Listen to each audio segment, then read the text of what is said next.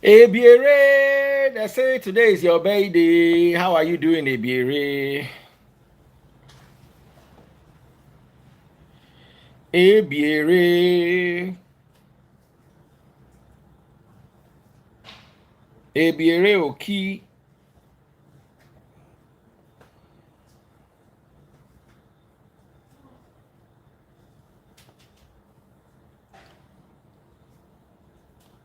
Let me post you. People just remember.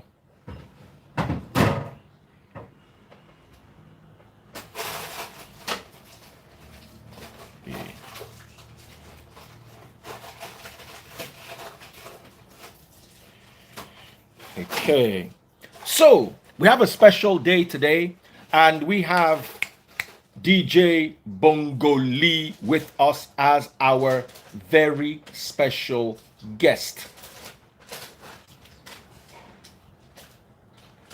We have DJ Bongo Lee as our special guest, and he's going to be informing us on everything it takes to be a Nigerian today in today's Nigeria.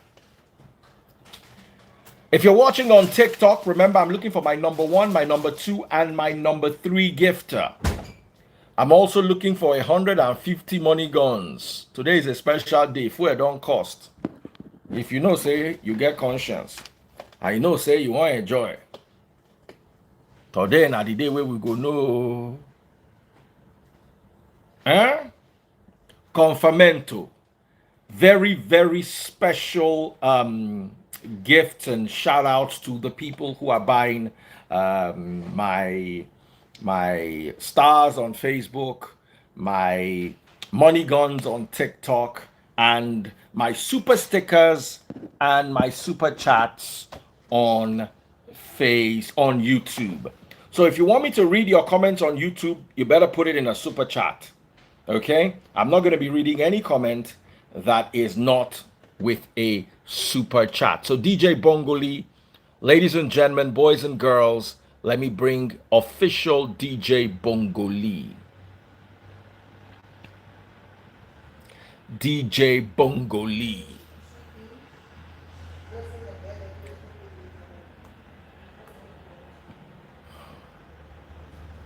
Official DJ Bong. DJ Bongoli, I can't see you.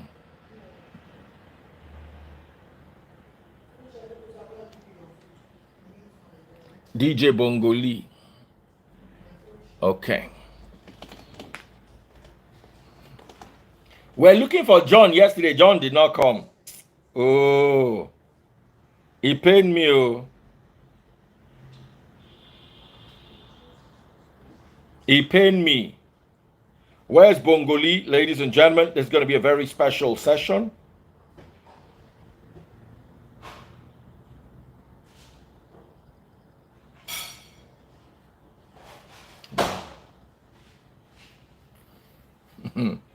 John, don't begin the insult person. No audio. Okay, yeah, because I was trying to bring Bongoli. Just calm down, calm down, calm down.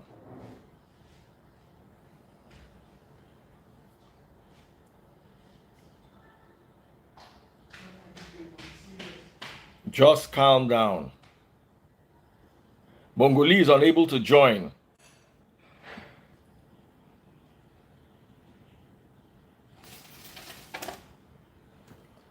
Okay, so we're waiting for Bongoli. How is the audio?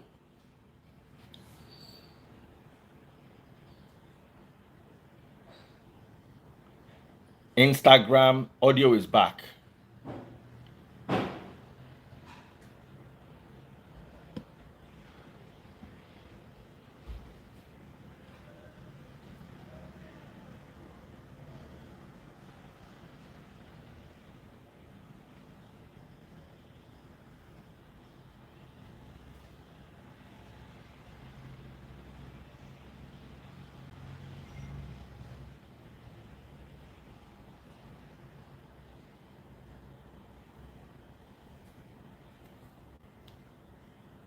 Hello, people. How's the audio?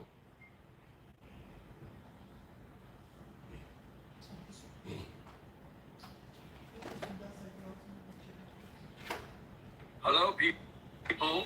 How's the audio?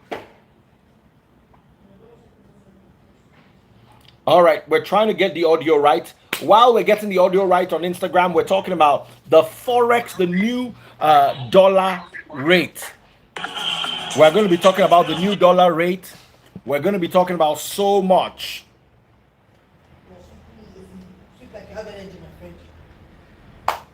So we're waiting for DJ Bongo Lee now.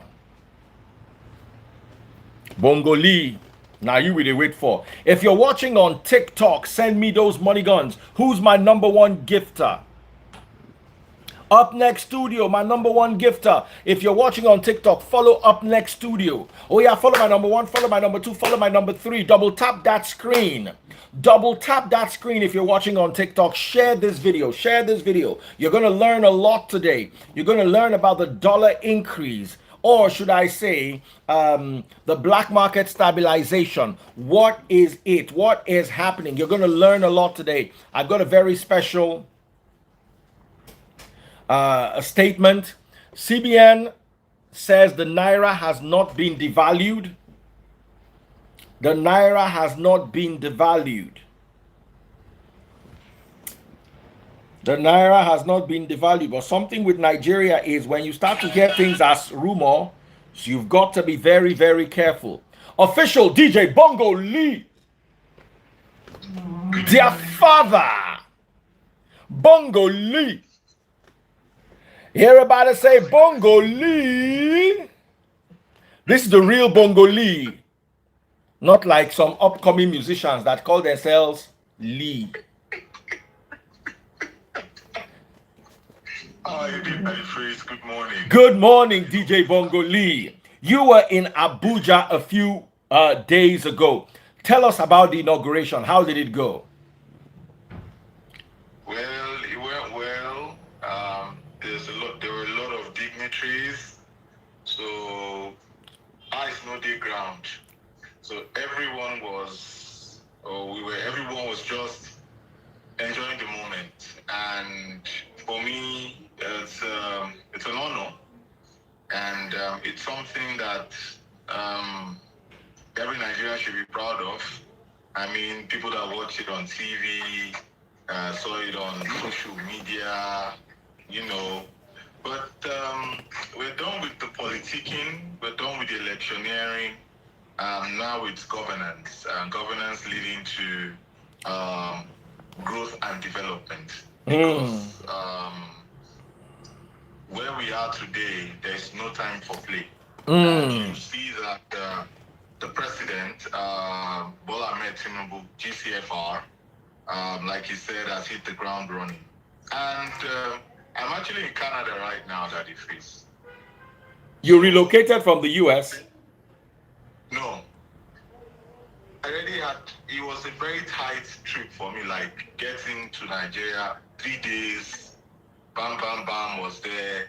Then I had to move again down to Canada, and then I'll still fly back to America next week. So, what's happening in Canada? Dawasi. Kilo Shell in Canada? Nothing. I just like coming here to relax, Daddy Freeze. Hey, when you are big, you go to Canada to relax. Okay. Oh. I at times, like averagely 4 or 5 times a year, I will come to Canada, spend like a weekend, a couple of days, and go back. Actually, I'm in Calgary, and Calgary is the 3rd best city to live in the world. So it's something that I, like to enjoy, and I would recommend people coming to Calgary. I'm doing an advertisement for them, and they say there's Quebec. Quebec also, I heard Quebec is very, very nice. A friend of mine was there a couple of years ago. He says it's very peaceful, and all of that. So that's somewhere that I like to visit also. I'll go and sharpen my French. I can speak French a little, but I have to sharpen my French. It's a French-speaking area in Canada before I go back to the Wala in America. And the Wala in America is kukuma plenty. Money Wala America is kukupo. America Wala is plenty. So if I want to just cool off like this, you just move. America, our Wala is too much. With the Americans, our Allah plenty. All right. So let's hit the ground running. There's so many things that we're here to talk about today. And first of all, let us start with one of the most important topics. Also, one of the scariest, the fuel subsidy. What is your take? On what? The The full fuel subsidy is what you subsidy. said now? Fuel subsidy. Well, yes. Firstly, I will say that the full subsidy is a very big deal, and I hope that people understand the term subsidy. Subsidy, for the most part, means when the government comes in, or a certain entity or body comes in, and pays a certain amount for a certain good and or service. So, for example, in the case of fuel subsidy in Nigeria, currently in the global market, the price of a gallon of PMS, premium motor spirit, is about 2.45 US dollars. And when you do the math to a liter, you're looking at about 0.75 liters, $7.75 to a liter. And the federal government, prior to 29th, the price was about 190, 180, 190. And what you'd realize is that actually in the global market, it's supposed to be selling at this price that the NNPC put up in their own gas station. That is about 500 plus. So the federal government actually is paying about 300 to 400 naira per liter for every Nigerian. And studies have shown that every average Nigerian, like you're driving your own private car, gets about 500 to 700,000 naira annually on subsidy alone for PMS. That is the study. And is that sustainable? I'll give you another example.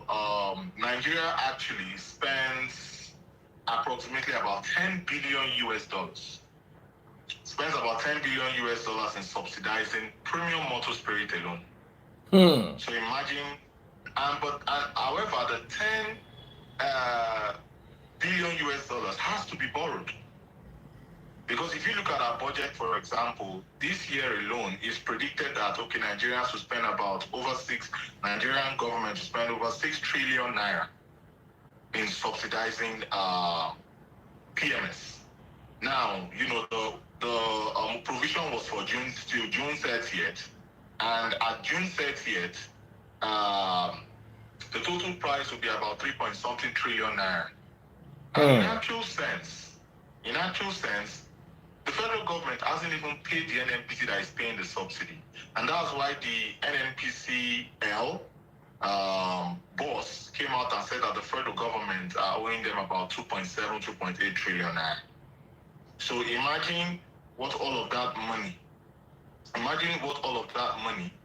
would be able to do if it is taken out and put into road, infrastructure, and healthcare. But my problem with this, Bongoli, sorry to interrupt you or to interject. Yes, my problem with this is they will take out the money from the fuel subsidy and embezzle it. Now,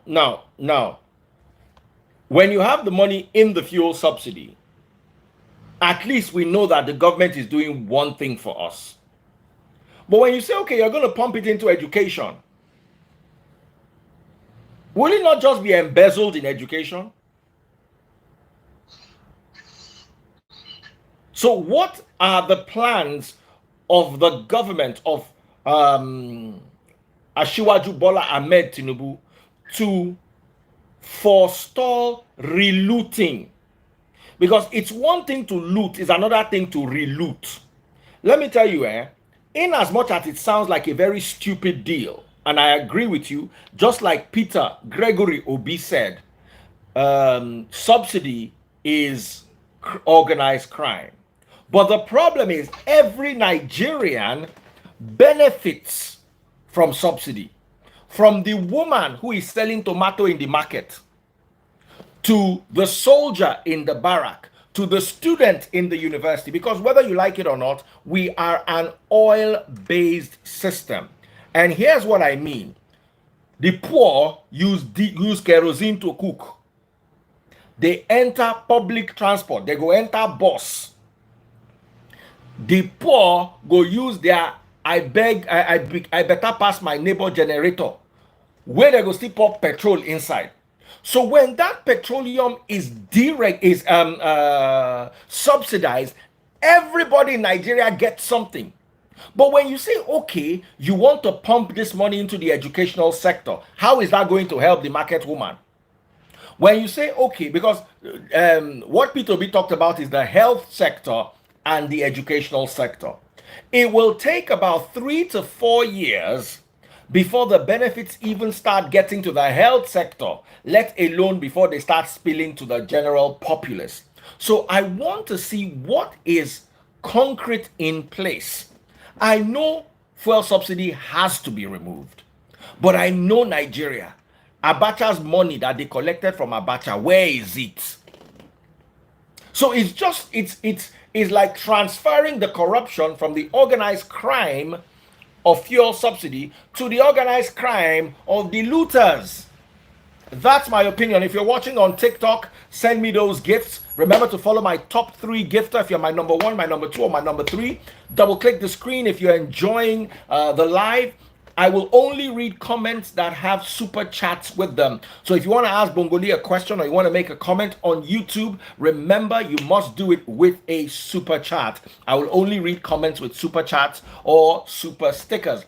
Also on Facebook, anybody who buys my stars can ask questions. All right. So over to you, Bongoli. Daddy Freeze, you've asked like 200 questions in one. You've talked about looting and relooting. You've also talked about what plans are in place. You also talked about the beneficiaries of subsidy. And I would reiterate this again. The poor Nigerian isn't benefiting from subsidy per se. How? Shocking. Now, I would explain. NNPLC will say that NNPCL and NNPCL will say that, because people may not know this, but NNPCL is a privately run company. NNPC is not government run anymore. It's privately run. Now, NNPC will say, you know what, our demand for premium motor spirit is, we use about 60 to 65 million liters per day.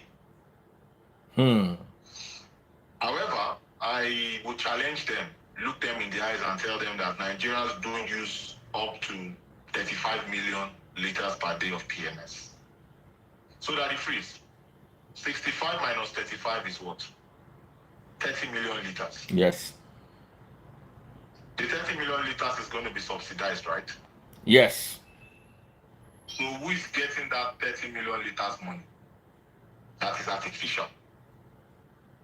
Now, the 35 million liters that comes in, about 30 to 40% of that is actually moved to Togo, to Benin Republic, to Chad, and to Niger, to Cameroon. Because there, they are selling it at very high prices. So you collect subsidy in here, in Nigeria, and you go and sell at high price over there. So tell me, who is getting the large chunk of benefits? Who is getting the large chunk of benefits here? Then let's go down to the middle class. Daddy Freeze, I think, looking at you from a status standpoint, realistically, and honestly, Daddy Freeze, you can afford to buy gasoline for 500 naira per liter. You can afford it. I can afford it in my car, but by the time it trickles to my generator, to the estate bills, to the everything will just go up. So Daddy Freeze, do you need that subsidy? Or does that person that you talked about in the rural area that needs to transport from one place to the other, who needs the subsidy the most? The person who needs to transport. But the person person who needs to transport from rural area is not benefiting from that subsidy. That is, I just told you, the Nigerian government gives you between 500 to 700,000 naira annually. On that. Subsidy needs to be targeted. Now, as regards corruption and all of that, I saw in the news today that the ministries, departments, and agencies from 2017 to 2021, I think they misappropriated, is it about 3 to 4 trillion naira? When we talk about corruption, it's a pandemic, it's endemic, it's deeply entrenched in our society. Every part of our society is corrupt. Now, we have a new government in place. The government has said, hey, I'm going to bring you what is called the consumer credit system. Like what we have here in the Western world. In the Western world, you can decide to buy a new car today, and 6 months later, you go buy another car because you have a credit system. And remember, this credit system is somebody that is paying for it. So investors have to come, foreign investments have to come and bring their billions of dollars to come in and provide that credit. They are called credit lenders. Also supporting banks, also supporting the CBN and all of that, and supporting the people. And by having that, you also have manufacturing coming in also. Imagine if a Toyota comes in and have their own plant here. You have the market in Nigeria. You bring your plant because people can afford to buy it because there's a credit system where I know I can just put a 10% down payment to buy that car, and every month I am paying maybe 50,000 naira or 70,000 naira for that particular car. That is the plan that Ashwaju is bringing to curb corruption. Now, it is easier said than done because a lot of work needs to be done with the CBN as regards its monetary policy. Now, when we talk about monetary policy, for example, with monetary policy, for example, the CBN is saying that our monetary policy rate is about 18.5%. If you want to go and borrow money from a bank in itself, you want to go and borrow money from a bank is going to charge you an interest rate of between 25 to 30%. Which business can thrive on that? So those are the things to bring that down so people can go and borrow money and stimulate the economy. Now, when it comes to the subsidy itself, I think that it has to go, it must go, so that there is that room to do other things.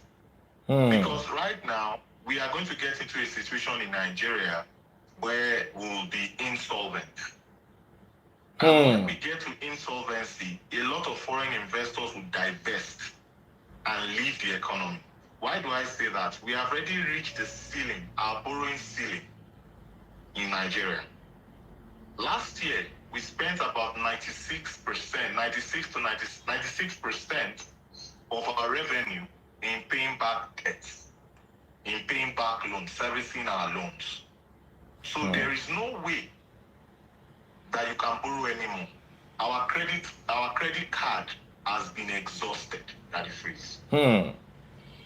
Our credit card has been exhausted. Like imagine a country has a credit card. So you have to free money. Because that is freeze, that $10 billion, for example, if you don't take it out, you cannot. That growth and development and all the good things in life that Nigerians are requesting that the government should do, they can't do it. It's impossible. It's impossible. And I know we've not talked about the Dangote Refinery, but the Dangote Refinery comes into play. And a spoiler alert, just because there's a Dangote Refinery does not mean that prices are going to drop. Because Dangote is going to be selling at global market prices. Dangote, wait, Bongoli. Dangote using hand build refinery. You think say build that for you? You use the whole money where you get for this life, go build refinery. You think say now you build down for? Baba go first making profit, maybe many years down the line. Hey, things might be better. But for now, don't even joke. So that the phrase, how people add something here that the phrase, this is very painful to Nigerians. This is very painful for every one of us because it also affects me also. It affects everybody also. But it is the pain we have to go through.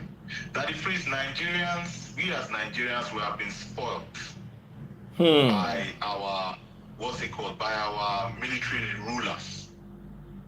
Because our military, this subsidy of a thing didn't start now, today.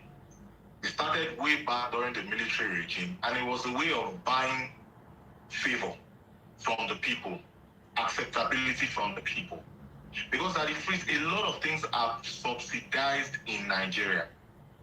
A lot of things are subsidized in Nigeria that it frees. From food to healthcare to education to energy that is fuel and electricity that it frees. So by doing all of that, they have already spoiled us to some certain extent and not exposed us and exposed them their incompetence. And now the economy is in a situation where that is 96% of all the money we made in Nigeria was used to service loans last year. It is no longer sustainable. We are going to go insolvent. And when we go insolvent, they are going to degrade our banks, they are going to degrade our country's ratings, our Fitch rating, our Standard & Poor rating, our Moody ratings, our bonds are going to drop in value. You're not going to have enough money to raise money from the capital market. Everything is going to go bad. We're going to have like a Lebanon or an Argentina or a Turkey situation. We don't want that. So it's very painful. Things are going to double and or triple. But there was one thing that also happened also that is that, and to everyone here, we saw man's inhumanity to man. We saw man's inhumanity to man. I'll give an example here to people that live in the Western world, for example.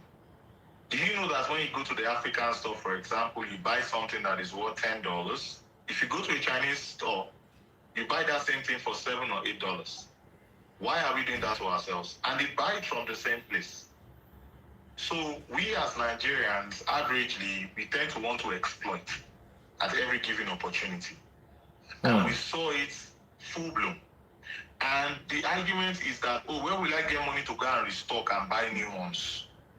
So are you telling me that by doing business, you just want to exploit people? Or by doing business, you cannot go and find where you source for funds? Instead, you start in, this is not an English word, wickeding the people. People were just waiting for that statement to be made. And the thing is, somebody has to make the statement. Somebody has to, what's it called? Bail the cat. A rat has to bail the cat. And Ashiwaju has said that the president has said, I will be the one to bail the cat. Nobody has had the cojones, like the Spanish Mexicans will say, to say I'm going to remove fuel subsidy. Because yesterday, the senator, former Kano State Governor, Senator Shekarau said on Channels TV, he said that he spoke with somebody in the NLC. And the NLC person was saying that, when they went to the meeting this time, that what they noticed was there was a form of authoritarian from the president. The presidency didn't bulge per se. Now, normally when we go and we shakara them, they back off. But this time, they did not back off. Because statements like this give confidence to foreign investors. Like if the president says this is what I'm going to do and he goes and does it, it gives confidence to investors. So at the end of the day, if you're running a particular business, the stock that you have today, you are going to account for it as part of subsidy. So why are you now charging people additional money? Why are you trying to say, you know what, in the space of these 4 to 5, these 2 days or 3 days, let me quickly make this money. A lot of people, and there's one thing again, I'll take people back to during the COVID era. Now, during the COVID era, there was a time that crude oil was selling for less than $0. Like, oh yeah, I remember. there was a time it was selling less than negative. The landing cost, I think, during that period of crude oil coming into Nigeria, and it was about 80 naira at the face. You put your profit on whatever it is, maybe 100 naira or something. And if you know that we're still selling it for 120, 130, 140, 150. So where did that money go? Who benefited from that subsidy? And you begin to look at these oil marketers and begin to look at the NNPC there, because it was not a company then. These are the issues. It's a big cabal. It is a very big cabal. And for somebody to say, hey, I'm going to, because Daddy Freeze, if we don't do it, Daddy Freeze, our country is going to be like Lebanon. We can't escape it. I don't know if people know what's going on in Lebanon today. We will not escape it, Daddy Freeze. What is going in Lebanon? Tell those who don't know. Oh, Lebanon, I think their currency, Lebanon is regarded as basically a failed state. Their currency has depreciated in thousands. They are experiencing hyperinflation. Hyperinflation meaning that things are increasing by 50% every month. Their currency is badly devalued. A lot of people are leaving Lebanon and going to even neighboring Syria. They are migrating and all of that. And if you remember, was it 2 years ago, Lebanon had this, or 3 years ago, Lebanon had this huge explosion. Yes. This huge explosion. So that even messed them up even more, pushed them even backwards. So, so at the end of the day, with this subsidy that is being removed or planning to be removed at this time, it lets the market forces come in, the forces of demand and supply. The forces of demand and supply fighting themselves, and then you see prices beginning to normalize. But one thing is for sure, that it is, depending on what the rate of Forex is, that is dollar is, we are going to be buying a liter of gasoline, PMS, at about 600, 700 naira. It depends on what the price of dollar is. Now, when Dangote Refinery comes on board, that price may drop to about, it may reduce to the tune of between 10 to 15%. So if you're paying 700 naira now, say the true market value of PMS today is 700 naira. When the Dangote Refinery comes on board, that will just reduce to about 600, because you are going to take out the freight cost of transportation and all of that, and refining costs, because it's being refined in Nigeria. Because that price itself of after it's being refined in after it's been refined in the Netherlands, because we bring our crude oil, our gasoline products from the Netherlands, from Belgium, and from Spain. So when it comes down here, you still have additional 30%, transportation and all of that, and then they will have their own cost of about 10%. I have the templates, the calculation of how much it will cost and everything. Like, I have the templates, and I can do calculations, global prices, what it should be selling here and there, and this and that. There's a lot of economic implications and economic benefits of removing the subsidy, but we are not going to be insensitive to the pains. No pain, no gain. We cannot be subsidizing everything in Nigeria for the most part, and we want Nigeria to grow and or develop. We say there are no jobs. We say there are no good infrastructure. We say there are no, there's insecurity, there are a lot of things going on. Yes. But we need money. We need to generate revenue. We need money to fix all of these things. And it's a joint effort. It's all of us that have to do this thing together. I see people writing, it's budgeted till June 30th. It's budgeted till June 30th. Daddy Freeze, do you know, contrary to public opinion, Daddy Freeze, do you know something should have been removed since February 17th? February 17th is when this subsidy should have been removed. But there was an election anyway. Because the Petroleum Industry Act was signed in August of 2021. Now, talking about this, I have a super chat on YouTube. And this super chat is from Margaret Ojo. Margaret Ojo has set the pace. So if you want a super chat, you can't super chat for less than £10. So she set up with £10. And when you buy a question, we have to answer it. Margaret Ojo says, How has the removal of 50% subsidy resulted in almost 200% increase at the pumps? Fuel was about 145 naira. Shouldn't the price return to the full, say 300 naira? How come prices are 500 naira plus at the pumps? Once again, big shout out to Margaret Ojo, who asked this question via super chat on YouTube. You can ask your questions via super chat on YouTube, via stars on Facebook, or via money guns on TikTok. So what do you have to say to Margaret? Okay, Margaret, would you thank you? That was a very good question. And I am happy that we can ask this kind of questions without any form of animosity. We just want growth and development. So here goes this. Margaret, do you know that the price, the actual price for a liter right now, because the barrel of oil is about $73.5. So by the template, and the dollar at 463 naira to a liter, we should be paying about 500 to 550. Explain, because how come it is 145? And by the way, her name is Margaret Ojo, not Uju. Sorry, Margaret Ojo. I'm sorry, Margaret Ojo. So she's saying if it were to go to its normal price, how come? Normal price that is that I'm trying to tell Margaret Ojo, that price you are seeing is a subsidized price. The actual price of PMS today, because of the cost of a barrel of crude oil, actual price of a barrel of crude oil is about $500, 500 naira to a liter. And actually, what's it called? The NNPC actually set it correctly. Like they remove by saying it's about 530 something, 520 something. That is the actual price. The federal government is paying about 300 naira per liter. That is what is called the subsidy. And that was why when it was removed, the subsidy was removed, or subsidy is unofficially removed, the price is now going up, or has gone up to where it is supposed to be. Because my sister, okay, let's do this way.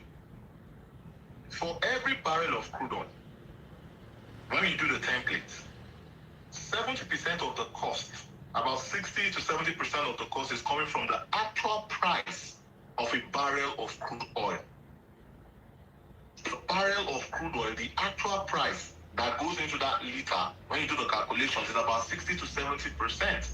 And then you have what you call the refining cost. You have what you call the excise duties, the taxes that are paid on it. And then you have what is called the transportation cost. And then they want to make their profit also. So I've got like four different intricacies in there.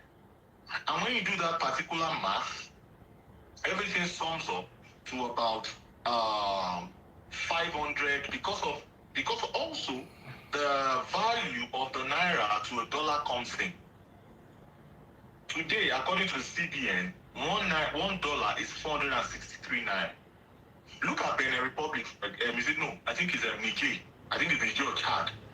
In Niger, they are paying about $1.1 to a liter. $1.1 to a liter. And at 463, my math tells me that 463 times 1.1 is what? That is 507. 507. So that is the amount. 507 is the amount you're supposed to be paying. Around that range. So now government is now paying that 300. So government is now saying that we're actually borrowing to even cover up that 300. We're actually borrowing to pay that 300. So government is saying we cannot borrow anymore. That is, we are owing about 103 billion US dollars. Both domestic and international loans today as we are speaking. Now, when we see those loans encompasses states and federal governments, not just federal government alone. States also are also included in this metric. So federal government is saying the stress is too much on us. We can't even do it anymore. We can't even make money to pay anymore because 96% of all the money we are making as revenue, we're using it to service debt, to service loan. And we all are here always complaining also that the government is what's it called? Someone said, hold on. I'm sorry. Cost of petrol in global petrol prices today is 0.5 cents. 55 cents. That's not true. A gallon is $2.4 right now as I'm speaking with you. So if you divide that by 3.785, because 3.785 liters makes 1 gallon. That is about 0.7 or something like that. I don't want to really go into calculations and intricacies and all of that. So my sister Margaret Ojo, that is the reason why. Okay, Margaret, are you? Has been subsidizing it for us because the actual price globally, and people are making that face. I want to also correct an impression here. Just because we have oil doesn't mean that our oil price should be low.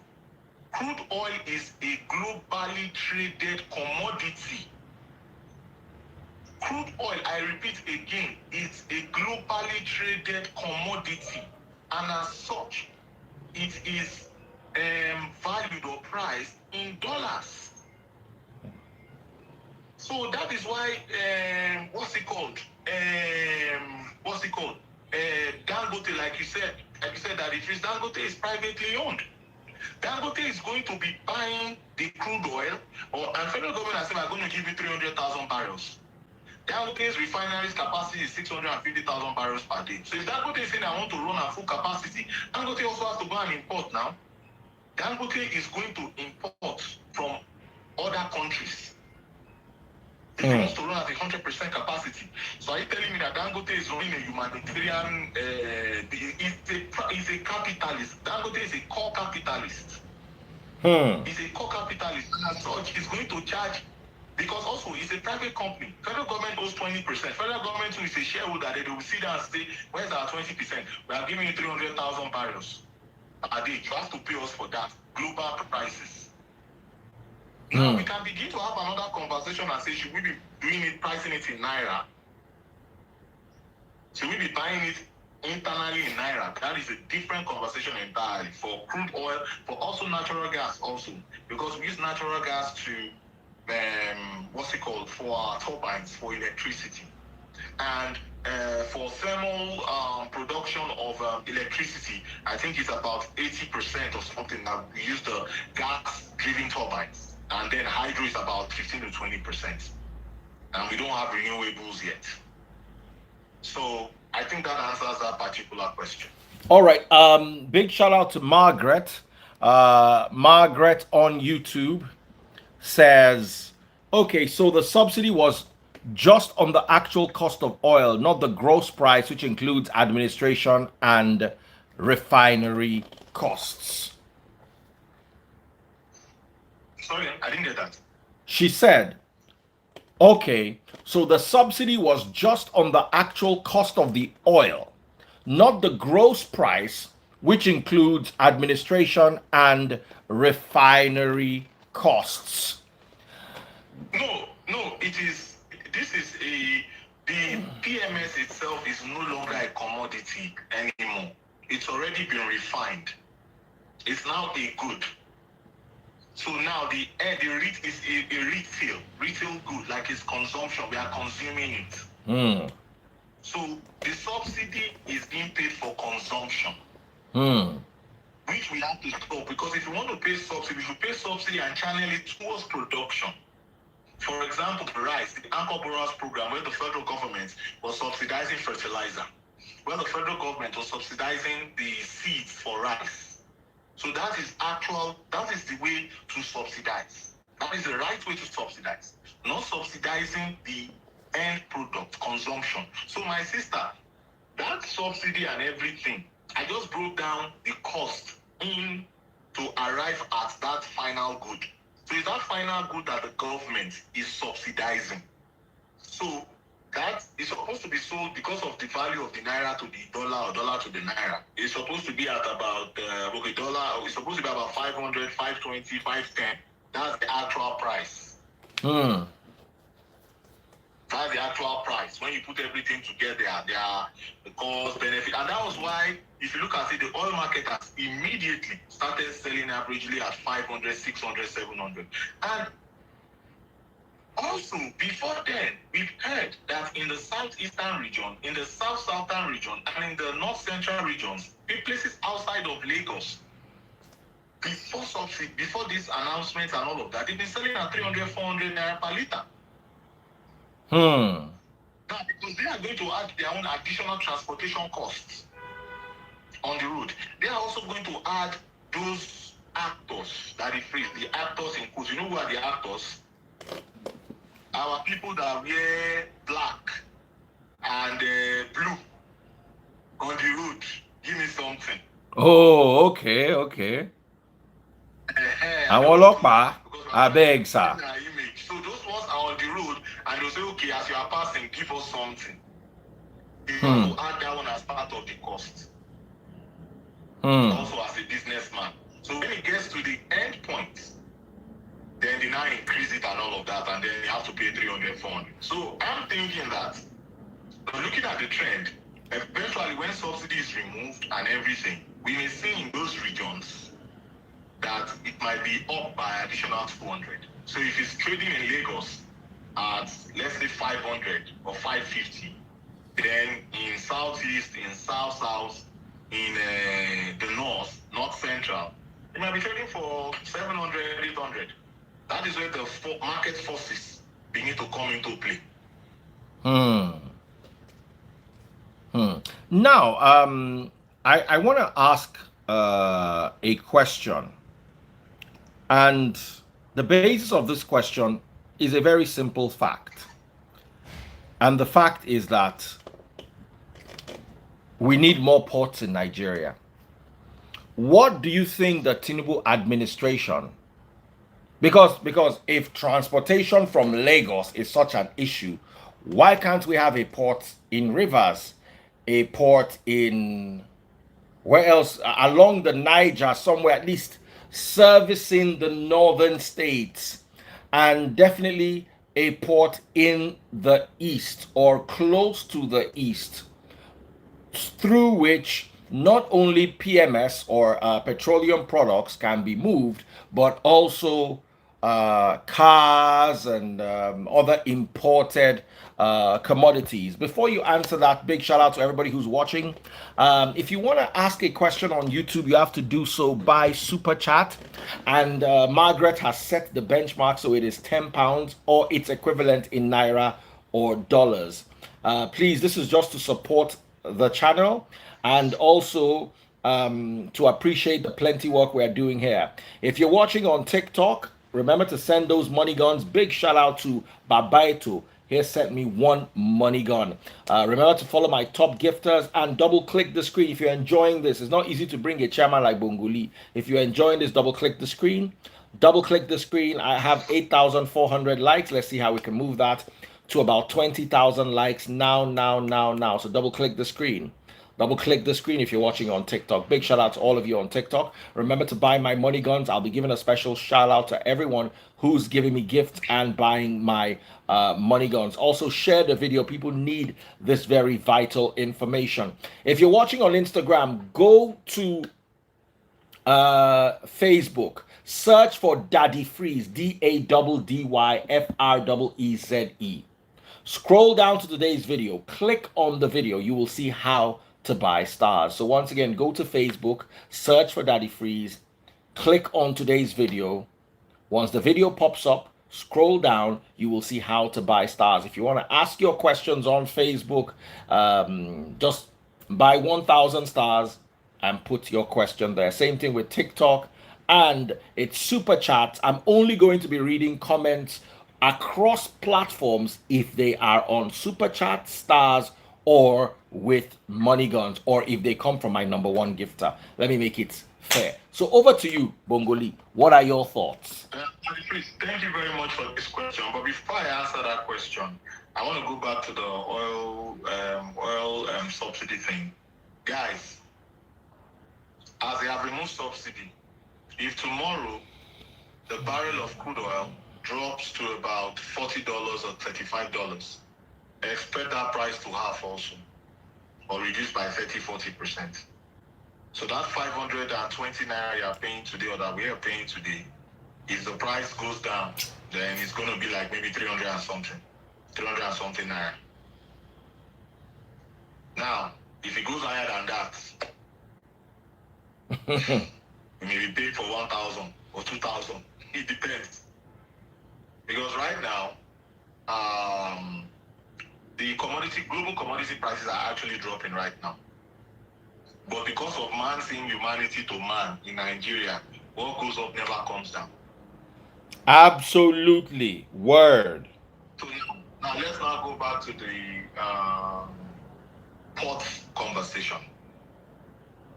That if it's shockingly, a lot of us do not realize that Nigeria actually has I think I was about 5 federal ports. 5 federal seaports. We have 2 in Lagos, Apapa, Tinkan. We have 1 in Warri. We have 1 in One, in Port Harcourt, or in Rivers State. And then we also have 1 in Calabar. Sometime last year, one of the largest vessels berthed in Calabar seaports.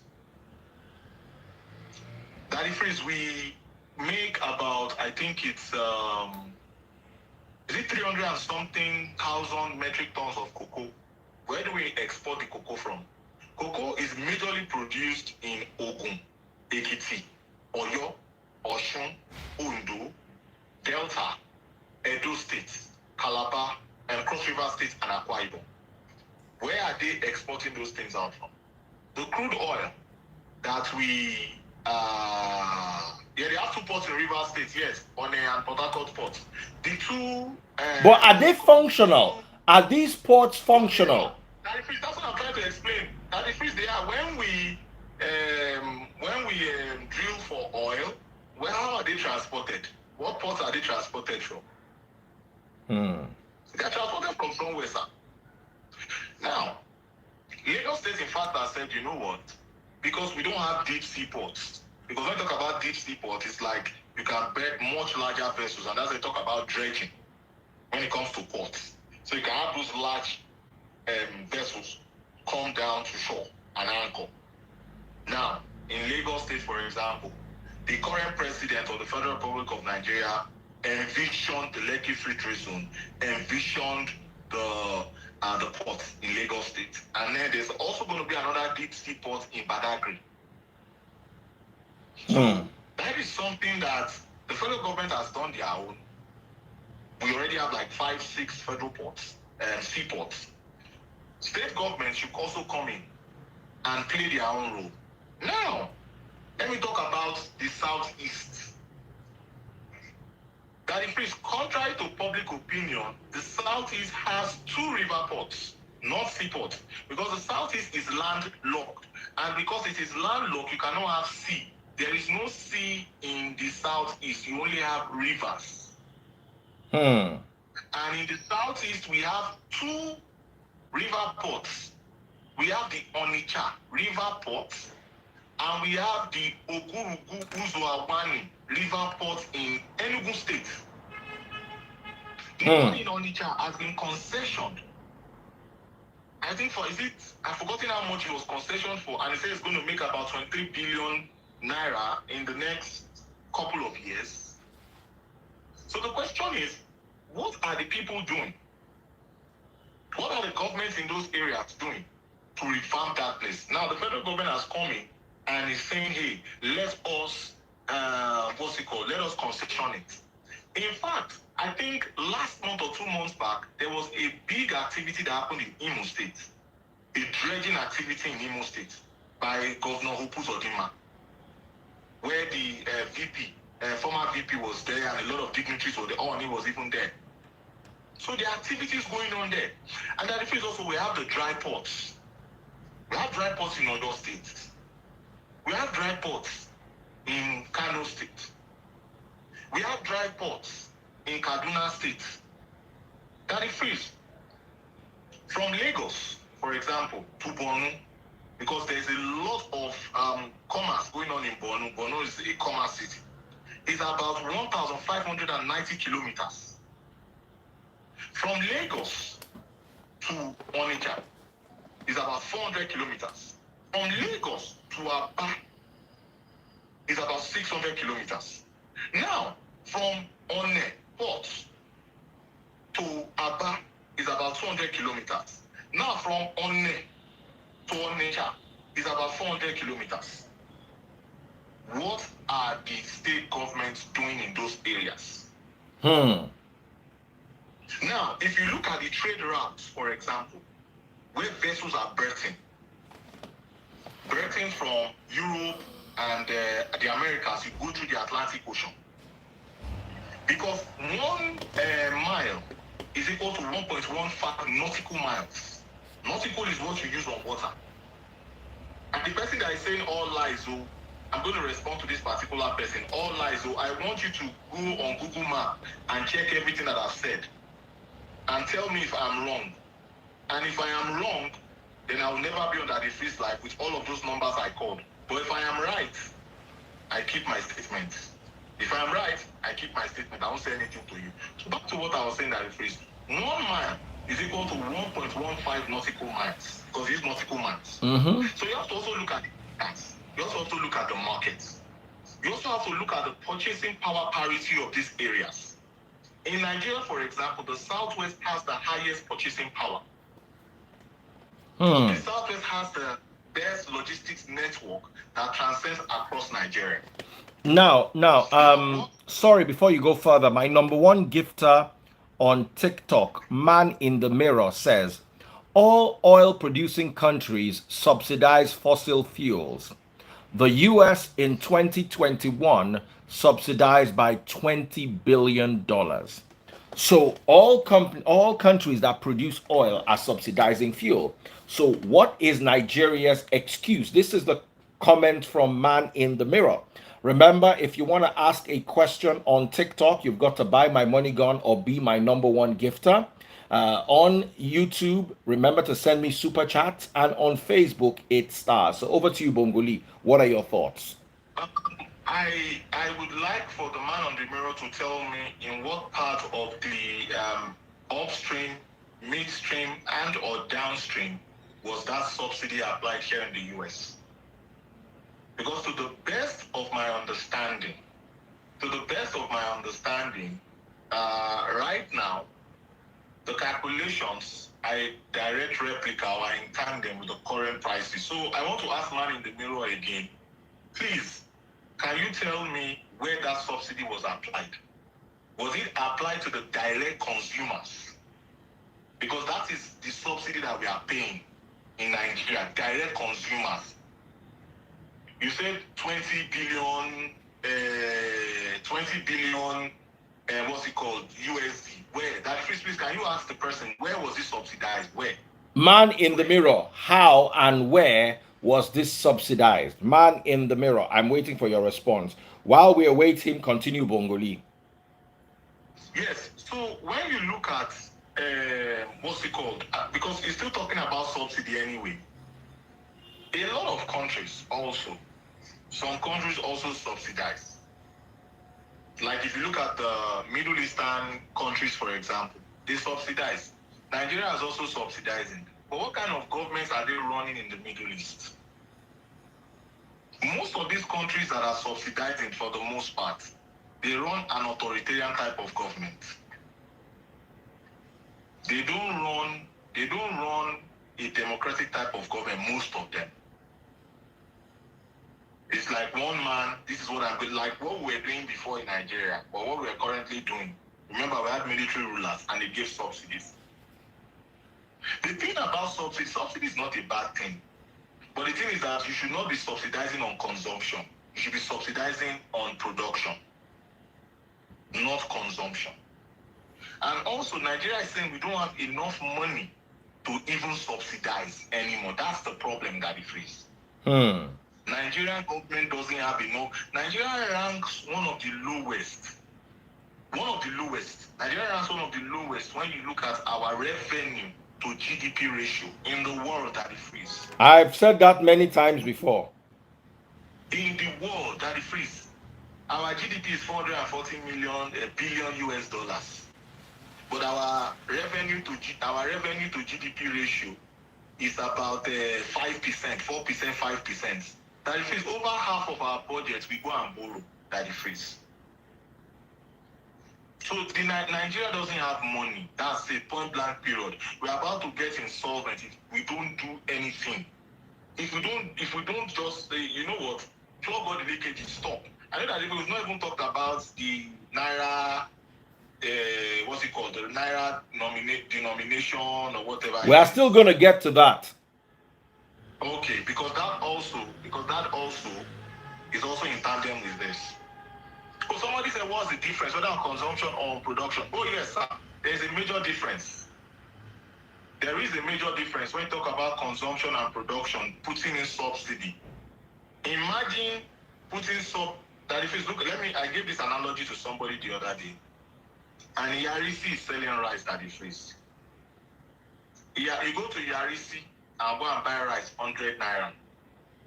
That 100 naira that Yarisi is selling the rice for, she will now say, don't worry, you just give me 50 naira. Federal government has given me 50 naira. Now, what about the person that is making that rice?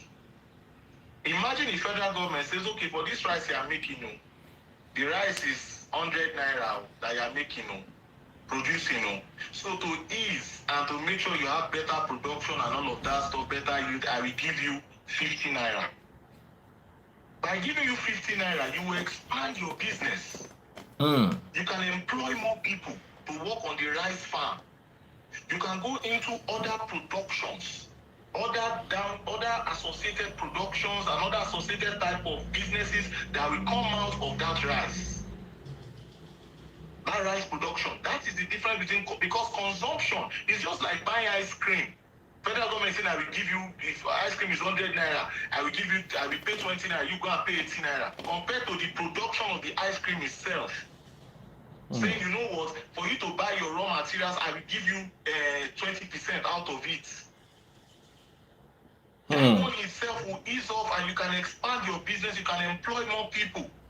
That is the economic understanding of subsidy and removing subsidy. And I just use the ERC factor. What's it called? The ERC rise factor. That's what I'm doing. So I'm still waiting on the guy that said $20 billion, the man in the mirror. Man in the mirror, I'm waiting for your chart. Hold on, please. Somebody says still doesn't change the fact that I go buy for 100 naira. That may not be true. Because now that rice, because the federal government is subsidizing, the production is lower. So if the production cost is lower, then the value to sell that rice may be lower. And the IRC on the other hand also, we buy it at a lower price and sell at a lower price. So at the end of it, that 100 naira, federal government has subsidized, remove 20 naira out of it. The IRC may end up buying that rice at a lower amount. And by buying it at a lower amount, the person that is going to buy the rice will buy at a lower amount. So the federal government is subsidizing on production. That is what a lot of governments do for the most part. A lot of governments subsidize on production to enhance the economy. To stimulate the economy.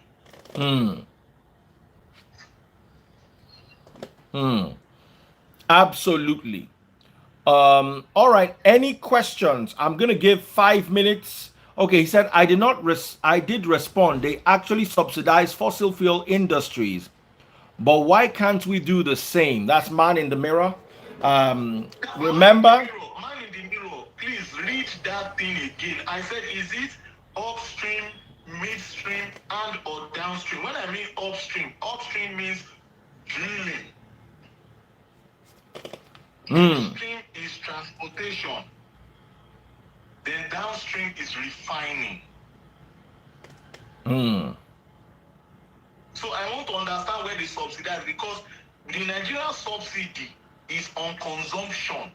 That is you putting gas. putting gas into your car. That is the subsidy that we're talking about here. Because the oil business in America, for example, is privately owned and run. America doesn't have like an American company. This is the American company that is running gas. I'm sorry, gasoline and all of that stuff, energy and all of that. They have agencies that are like watchdogs. So, Mama said the US mostly subsidized upstream. So drilling. So thank you very much, Mama Tuzi. So if it's drilling, for example, the what's it called, the upstream aspect, like that is it not the same thing I'm saying about you subsidizing production? Is drilling not part of production? Absolutely. You subsidize it, and Nigeria self, our revenue is not up to $20 billion self annually. So where do you want to get the money from to subsidize? I'm telling you that our subsidy, we are borrowing $10 billion US annually to subsidize for consumption. It's worrying. So that's where we find that's where we find ourselves as a nation today. That's the harsh reality. It's worrying. The US also has welfare programs. Do you people understand when I say Nigeria doesn't have money? We have 200 million people. 133 million people are poor. We are multidimensionally poor. Where is the money? Do you know that a lot of states in Nigeria cannot even afford to pay the 30,000 naira minimum wage? And do you know that minimum wage that we're talking about, you have a housemate in Nigeria, you should be paying your mate at least 30,000 naira. Do you pay your mate 30,000 naira in Nigeria? Is that not the meaning of minimum wage? Is that not the meaning of minimum wage? So we say government increase salary, increase minimum wage. Will you increase minimum wage of your hairdresser? Will you increase minimum wage of your driver? Because that is the true minimum wage. A lot of states in Nigeria can't afford it. They can't afford it. The 18,000 naira said they are struggling to pay. Nigeria doesn't have money. A lot of states have borrowed money and everything. Yes, it goes. That one is leadership and poor management, but we also have our own roles to play. We are Nigerians that are the ones that are chopping the money now. Let's state facts here now. I just told you the corruption that was that they just brought up. I was this morning. I read it in one of the national dailies. Between 4 years, there's one contingency funds. I didn't even know that we even had something called some kind of contingency funds between the ministry department and agencies. In the last 4 years, they can account for about almost 4 trillion naira. They can account for about 4 trillion naira. Can account for it.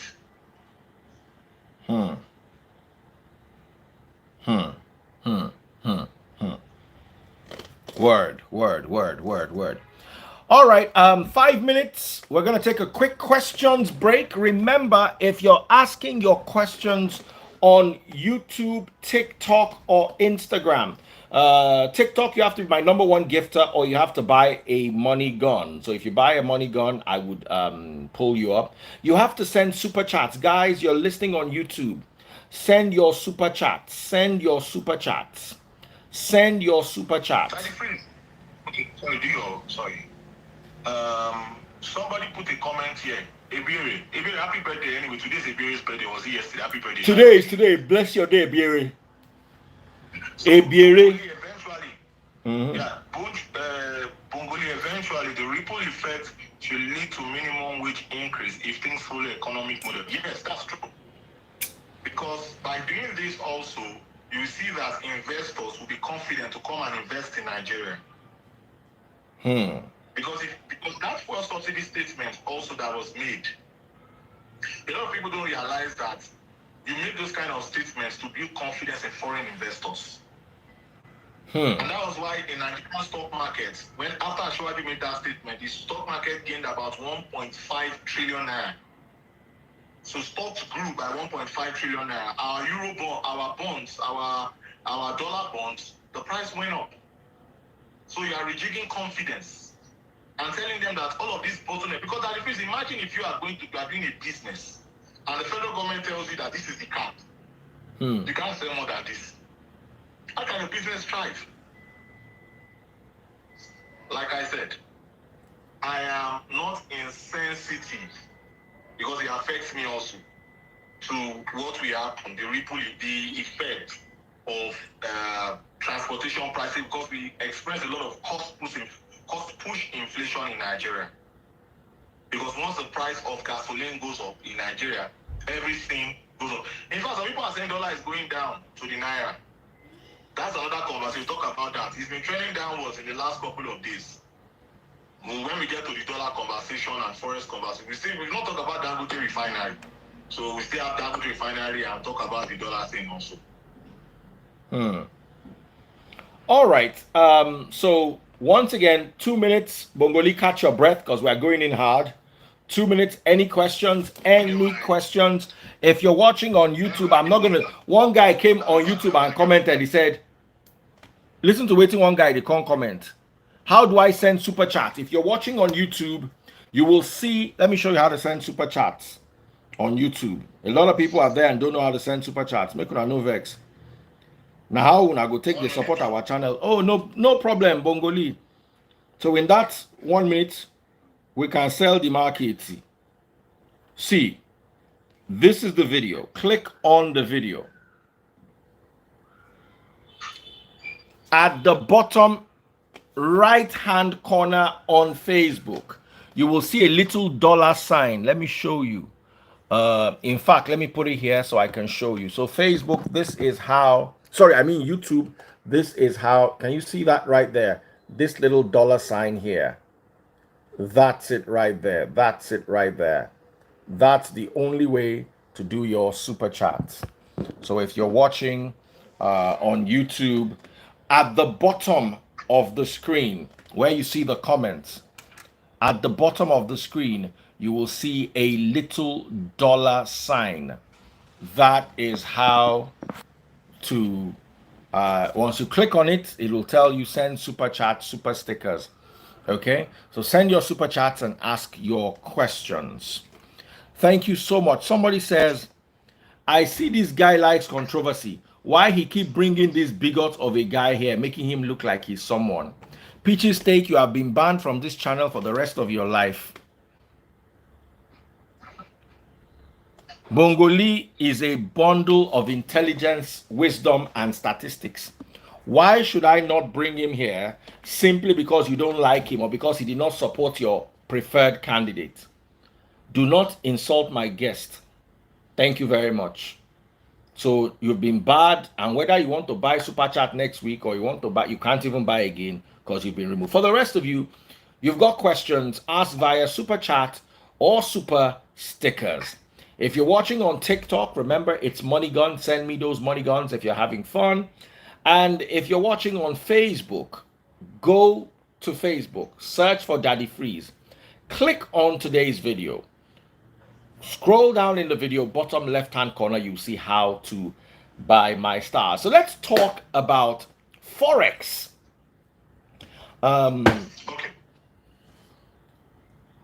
Yes, go ahead. You are done, Abby? Okay, I'll send you Uber. All right, so let's talk about Forex right now. We heard news that the dollar has been, what word we use, deregulated to the tune of 630 something naira to a dollar. What does that mean, Bongoli? Let's start with that question. What does it mean? Well, let me put this out there to everyone. Actually, the CBN has come out to debunk that statement and said that never happened. So I think it was poor journalism on the part of our media houses.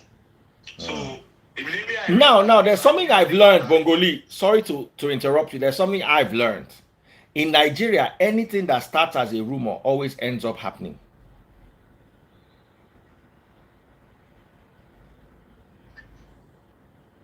It'll start as a rumor, yeah? I understand. That's why I want to get to the root cause. I understand what you are saying, because that if is going to eventually get there. That is the magic number. But that was a rumor. So I want to now tell you where that rumor emanated from. Now, so sometime last week, there's what is called the investors and exporters. There's what is called the investors and I&E. It's called I&E. And in that I&E, that is where investors, FDIs, they trade dollar and Naira and all of that stuff. So sometime last week, a dollar trended, someone bought a dollar for as high as 631 or something like that. So that was reported in the news that it traded as high as that. And also, we've been having reparation of funds issues in our aviation sector. The Nigerian government, because of the low forex that we have not been able to reparate like dollars or forex to these airlines and all of that stuff. And that's part of the reason why we see that Nigeria pays about 200% more when it comes to the value of tickets in aviation. We pay for ticket prices, flight ticket, we pay like about 200%. So for them now, it has now been devalued to about 630. So for the aviation people, when they are trying to get their dollar and all of that stuff, now it's at 630. So that's at 630. The dollar was traded as high as 630 in the I&E market. And then by doing that, today they now want to bring the news because it's already in the air that the president, Asiwaju Bola Ahmed Tinubu, GCFR, has said that we are going to collapse the multiple forex rates. The multiple forex rates. So by devaluing that, by collapsing it, it may go to that. So that is where that came from. It has not been signed or set on stone. And one thing that is going to happen that I can assure you is that the CBN is not going to say this is the new rate of the dollar to Naira, because it's going to be flung open and let people trade. Now, we should not forget the black marketers. They are going to fight back. Because when this happens, you are going to take them out of business. And you think they're just going to fold their arms? They're very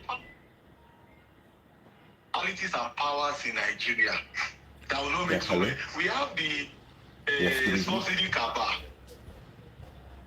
We have the Forex cabal. We have loads of cabals, my brothers and sisters, in different sectors of our economy and our institutions.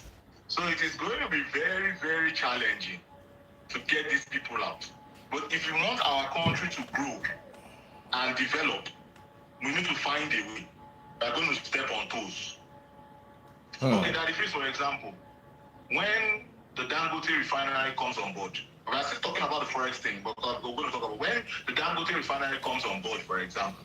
Importers of crude oil are going to go, their business are going to go down. Abi? Yes. There will be no need to import anything. So what would they do? What would they do?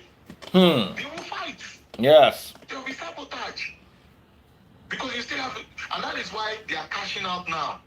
All the marketers also, everybody's trying to cash out now. Because the day of reckoning has come. Dangote says that by July, they are going to get on stream.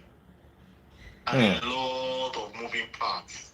Because we spend about $23 billion annually in actually importing crude oil products. Imagine Nigerians not having to use $23 billion US to import crude oil products. Imagine us having that enough $23 billion annually, and people can trade and go and import and do their educational tourism or healthcare tourism or whatever it is. So that $23 billion, Dangote coming in like this, $23 billion US dollars is not leaving our economy. So now, I think that answers that Daddy Freeze. They have not, what's it called? They have not. Now, another problem we have in Nigeria is panic. So people are panic changing their dollars now, believing the dollar will go down. Do you think on the short term the dollar will go down, or it will, sorry, the naira would rise, the dollar would drop against the naira, or it will actually rise against the naira? I'm thinking it will actually rise. Now, that is I want to push my own school of thought here, and people do not have to agree with my school of thought here. It's okay. Sorry, I want to say something. I want to address somebody. I want to address somebody. Ugona Ezeagu, I will remove you from my life. There is nothing Bongo Lee has said that will make you say he is the new Lai Mohammed. I see a lot of agitation from you that is baseless. He is sharing his opinion. He is sharing not just an opinion, but an informed opinion. If all you do is come to my live and discredit my guest, I will block you. You are treading on thin ice. This is your last warning. Bongoli, let me say it again. This is your, if Bongoli said something wrong or something controversial and you're attacking him for it, I would understand. He has not, he's explaining from his perspective, and I cannot fault what he is saying. I might not agree with him 100%. I might have my own opinions as well, but we are discussing. So this message is for Ugona. Ugona, you are a Peter Obi supporter. I know you very well. I think you should buy mattress or mat, whichever it is your budget can contain, and go and sleep outside the court. In fact, you should put your mat in front of the judge's house. So as the judge is waking up, it is you they will see. So that they can quickly bring Peter Obi in, and then we can now have a different perspective with regards to governance. But I have not seen what Bongoli has said today that is so controversial that you can now come and call him Lai Mohammed. So I've got a message for you, Ugona. Rest. It helps. It will reduce your BP. Continue, Bongoli. Daddy, please don't remove her. She's my sister. I always see her comments since the base clash of the supporters and all of that stuff. It's okay. She follows me. It's okay. Ogona, I love you. Regardless of all the awful things you have said to me, I love you. It's all, we are in the governance phase. All those times are gone. It's over. We have won. But Nigeria has won. We all won. We all are winners, okay? So let it go. It's fine. It's love. And it's love. My yellow sister, yellow papa, it's all love. So now, back to the conversation. I've missed the question. What question did I please ask me just now? The Naira going up and down stability. Now, I'm about to make a statement here. And please, go and carry your economist textbook and read what I'm about. Read and understand, because I know we all did economics in secondary school. Because the statements I'm about to make here, some of you may not like it. Some of you may understand it. Some of you may, I do not want a stronger Naira. I want a stable Naira. I repeat again. I do not want a stronger Naira. What? I want a stable Naira. All right. Now, Bongoli, in order to agree with you, I need you to understand that a weak Naira is a huge advantage. The Japanese currency and the Chinese currency are actually stronger than the dollar, but they refuse to accept it. Do you know why? Because it is so much better to produce on a cheap currency and export to higher currencies. The reason why the Naira being 600 or 750 Naira to a dollar, the reason why it is a disadvantage to us is because we don't produce anything. So our cars are brought from abroad. Our shoes are brought from abroad. Everything. So because we are importing, we are earning a cheap Naira and importing a heavy and expensive dollar, it is affecting us negatively. Let's imagine. Daddy Freeze, let me pause you there. Daddy Freeze, you have said it all.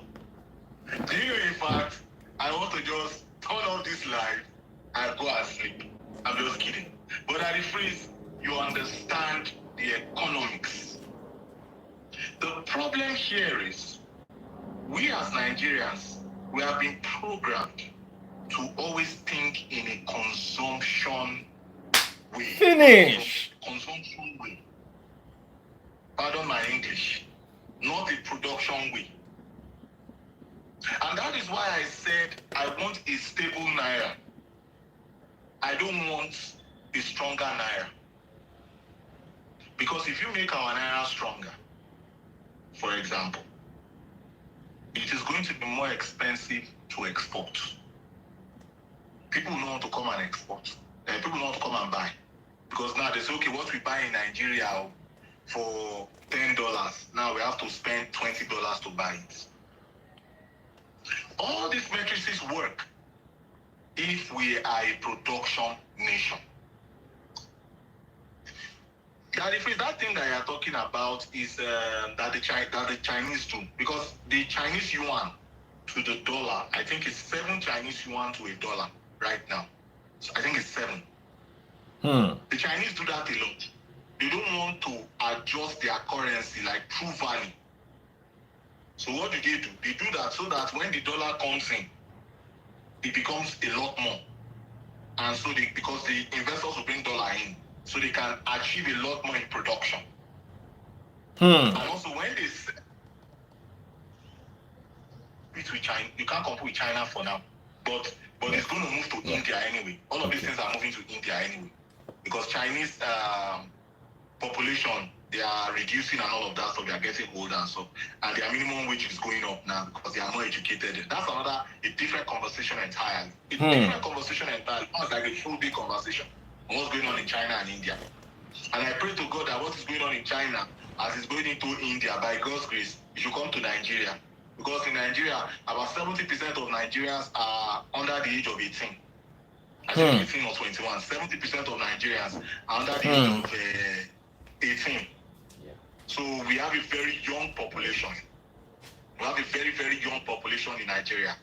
And we need those investors to come. We have the population. Please, investors, if you are watching us, please, we need you to bring your foreign direct investments in. We'll make sure that the dollar is stable. We'll make sure dollar is stable. Please, investors, we need you to come to Nigeria. We have the young population to work. Our minimum wage is very competitive as compared to what you are paying in China and what you are paying in 25 years. Thank you, 25 years.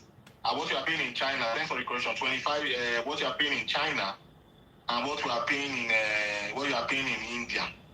Please come. I think it's 70% are under 25 or something. Not this. Thanks for the correction. I think it's under 25. But we have a very young population in Nigeria.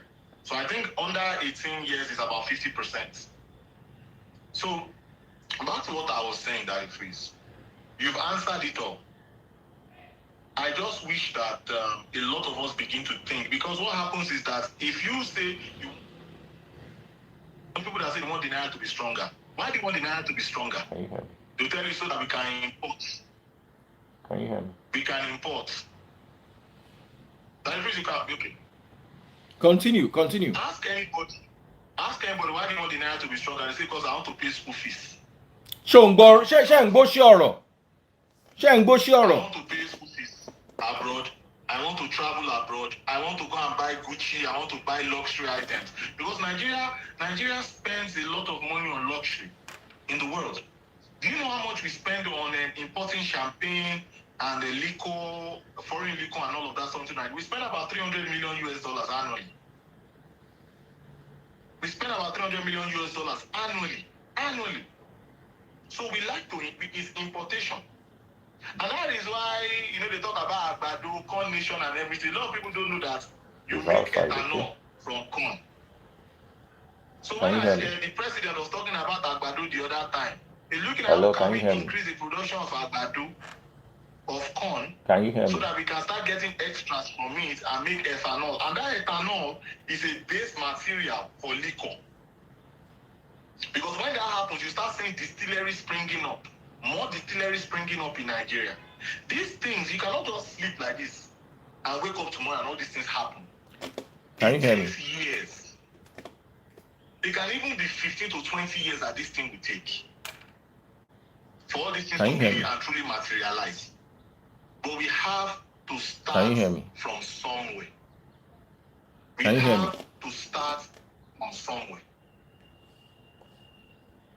So, I like that economics that I talked about, and I want people to start thinking of, okay, we want because a stable Naira also gives the investors confidence. Because when the investor comes in, and you are coming in, and the dollar is 400 and something Naira, then tomorrow they say 600 and something Naira. I've lost about 50% of my investments.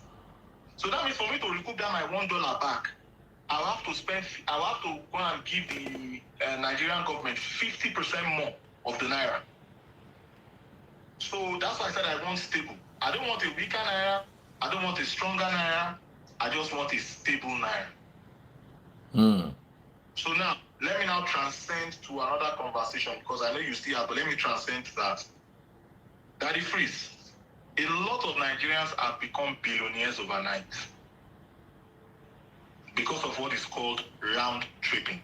That is subsidy. That's one of the organized crimes of subsidy. Can you hear me? Continue. Ignore me. That's what's it called? That round tripping. So guys, can you hear me now? You as a businessman, you check your text messages outside and go and collect $1 million. And that $1 million that you collected, you go and sell it at 750 Naira in the black market. And you paid 400 and something, 450 to get it on the CBN. That is 300 million Naira difference. That is called round tripping. And that is how we have been shortchanging the Nigerian government. Because say you want to return that money back, you still going to give Nigerian government at the 450 rates that you went to collect the money from, borrow it from. But you have already made 700 and you already made like 300 because you went to sell it in the market at 750 Naira to $1. Yes, currency round tripping. We also have currency speculation. Where right now, this life, that if I was influential, I don't get I'm not an influential person, but if I were to be influential, for example, on your life, I can say the dollar is selling at 900. People will start selling at 900. That is currency speculation, but that is not the true price of the dollar. That's not the true price of the dollar. So, that currency round tripping is going to stop because it's going to be uniform. But guys, there is going to be a big fight coming.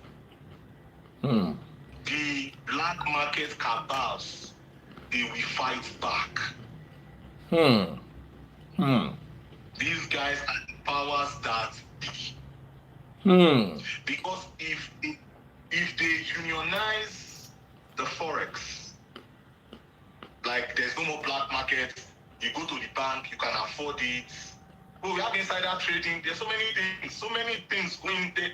There's so many things going on with this Naira. Like once the federal government can say, you know what, we are uniforming the rates. There's a lot that people have been doing, and that's why the current governor of the CBN was having issues last year. He had a lot of issues because the federal reps, and the senators were saying, these guys are making people billionaires overnight. It's just to give the person, you can, this is it that the freeze. You carry 450 million naira and take it to CBN. CBN will give you $1 million. The $1 million, you take it to the market and go and sell it at 750 naira black market. You've made 300 million naira already now. Just waking up. And then if you did business or whatever, if you want to pay back the Nigerian government, you pay them back at 450. So the federal government is not collecting that 300 million. So you are cheating the federal government. You are shortchanging them by 75%. So federal government is losing 75% revenue when it comes to this Forex. Easy. So when they talk about the current president knowing how to raise revenue, these are the loopholes that is going to block. And you need an affirmative leader. And the NLC person said it actually, that it's not business as usual. When we go and negotiate, once we shakara them like this, we are going to strike, we are going to this, we are going to that, they bulge. He said this time they said they didn't get that in the room. He said like these ones, they are not bulging at all. These ones, they are not passing an eyelid. This one, I read that they are not hearing anything. This one, and another advice to people is that, what's it called? I've forgotten my chain of thought. But, well, that explains the currency thing. Multiple exchange rates are going to go away. It is good for our economy because we need foreign direct investments. We need foreign portfolio investments. Because we don't have enough Forex. The crude oil that we sell gives us about 80% of the Forex we have in Nigeria. Forex meaning foreign exchange, foreign currencies. Crude oil itself gives us about 50% of our revenue. And crude oil actually accounts for about 75% of our exports. So imagine if crude oil prices drop. Where will we even get revenue from? Where will we even get Forex from? And we are already changing ourselves from a Forex standpoint. Because the ways you get Forex into a country, firstly, is through exports. When you export, they pay you in dollars. The second one is foreign direct investments. That is investors coming directly, hey, I want to come and invest $10 million in this country. The third one is foreign portfolio investment. That one is they want to come and buy securities. When I mean securities, that is bonds, stocks, equities, and all of that. The fourth one is the $1 that I sent from diaspora to Nigeria. The diaspora remittance. That one we are sending about $20 billion annually. And that $20 billion annually that we in the diaspora are sending, that is official that CBN can account for. Because I can assure you that money is like between 30 to 40 billion. Because they are, when people are traveling, Daddy freeze, Deban lost in Nigeria, $1,000, if I'm free on you. That's not in CBN. Sorry, in English, it means as I'm traveling, Daddy freeze, take this $1,000, give this other person. It's not documented in CBN. So Nigerians are actually remitting even more money from the diaspora. And last but not least, are grants. That's where we can get Forex. So for example, removal of this subsidy already is saying 20 to 25 billion dollars. We're not going to spend that on importation. Dangote Refinery alone, we're going to get to Refinery. That one, I will break people's hearts. And if I'll break your hearts in that Dangote Refinery. Because I'm going to talk about the good things of the refinery, and I'm going to say based on controversial state comments on that. So, yeah, there's some controversy there. So you look at all of those things, and that's how you get Forex. So that 20 to 25 billion dollars that we spend on importing itself, that's a huge relief for Nigeria's economy. I'm not going to get to the why is Nigeria not investing in our refineries, because we have 4 refineries. We have in Kaduna, we have in Warri, I think in Delta State, I think we have 2 in River State, the old Port Harcourt refinery and the new Port Harcourt refinery. And there are a lot of issues with that. I think I saw in one of the dailies, they said we spent about 13 trillion naira or something like that in 10 years or something like that on those refineries. And was it like 2 years or 3 years ago, they said we're not producing anything. Because contrary to public opinion that refers, those refineries run, but they are not running up to capacity. And a lot of products that we see in our markets, they are from those refineries, so they won't tell anybody that. And we have what they call bullfire. Bullfire in the delta. That is delta, meaning Bayelsa, Delta states, and the river states. They have bullfire. Because bullfire actually, the diesel that comes out of bullfire is of a better quality than the diesel that Nigeria imports from Belgium, from Spain, and from the Netherlands. Nigeria imports one of the, if not the worst petroleum products in the world. We where they drive performance car, we will tell you for free. The octane level, that's why Range Rovers, Mercedes Benz, and BMWs knock in Nigeria. Simply because of the bad fuel. We have let me show you something. I'll show you guys something here.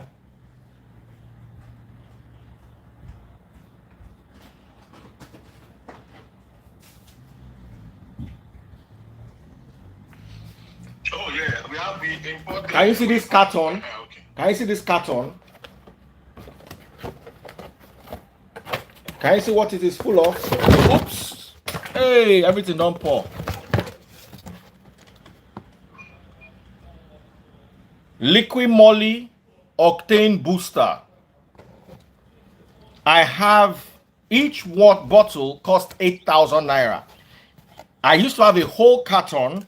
I have 1, 2, 3, 4, 5, 6, and 6 left.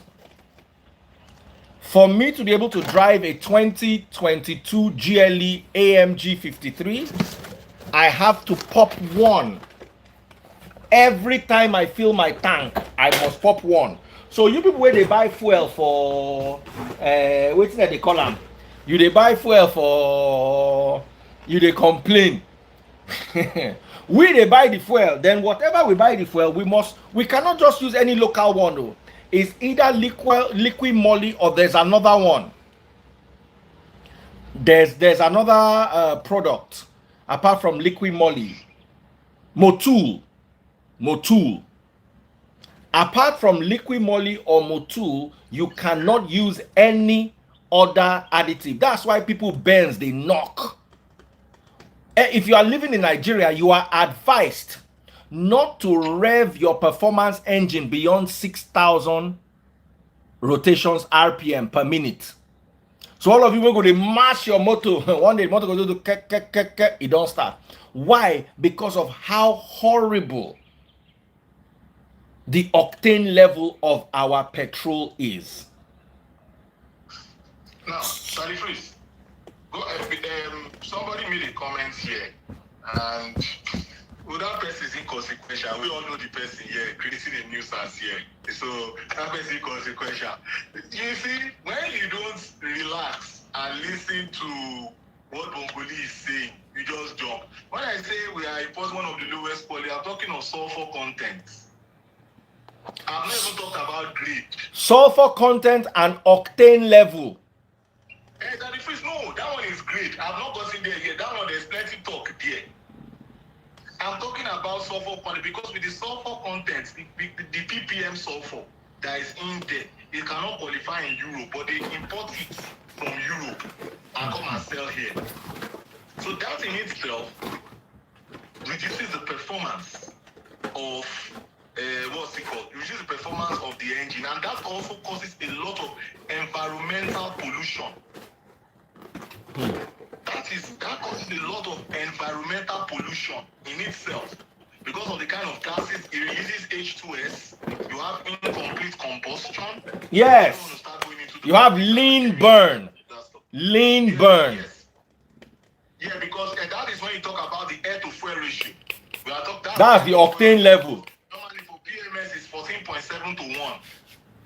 And so what happens is that you don't want to have too much excess air, because if you have too much excess air, then you begin to burn and begin to produce nitrogen oxides and sulfur oxides and carbon monoxides and all of that stuff. Now that refuse, what you are now even talking about now, that one is about like people that buy gas in the Western world, for example, you see different grades. Now you see that octane rating. In the US, for example, you see 87, 91, and 93. Now, if you go and look at your gas tank, if you open it, you will see recommended grade. You see, if you buy it from America, you see 91, 80 something. It depends. So what happens is that when you what's it called? When you get this particular PMS, you do what is called blending. So that if you are doing a little bit of blending, so you are adding what is called alkylates. Those alkylates are what begins to increase that octane rating. You add those alkylates in there, so it improves the octane, so it is better. Then there are some that Now, sorry. John has raised a very valid point. Sulfur content is not in PMS, but rather in crude oil. That is why America has so much crude oil, but their crude oil is of a very substandard quality. So what we buy, before we... with all due respect, I would not address such question from such an individual. Okay, so no problem. But anyway, since I said, okay, let me raise it myself because it is something. Okay, if you now ask the question, yes, but if you put that person's name, it's no. Okay. So as not to be controversial, there is no sulfur in PMS, but there's sulfur in crude oil, and the sulfur quantity in crude oil is what dictates the quality of the crude oil. But once they've distilled it, Daddy freeze. So this is it here. You have what you call sweet crude and sour crude. Like the Brent crude is sweet. Yes. Nigeria produces the three major types of crude. We have Kwa Ibue, we have Brass, and we have Bonny Light. So Bonny Light is the one that we sell. That one is almost the same price with Brent crude. Our crude is sweet crude. So we have less sulfur content.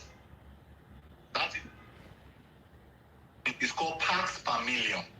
So when you go and refine it, you will still have traces of sulfur in there in ppm. So that is what you regulate. So in diesel, for example, and I want everyone, if you have Google by you, if you have Google right here, there's an article on guardian.co.uk. Type Nigeria dirty crude, Guardian, UK. You will read that article. And you will see who is lying and who is saying the truth. Guardian is Guardian UK. Just like Guardian UK, Nigeria diesel. Just put it there. Because that is freeze. What I'm talking about here is what you call is regulations here. Regulations here. And you have the different ppms. You must not go past this amount of ppm. So I think in that article it says diesel alone, Nigeria has 206 times more than the sulfur requirements.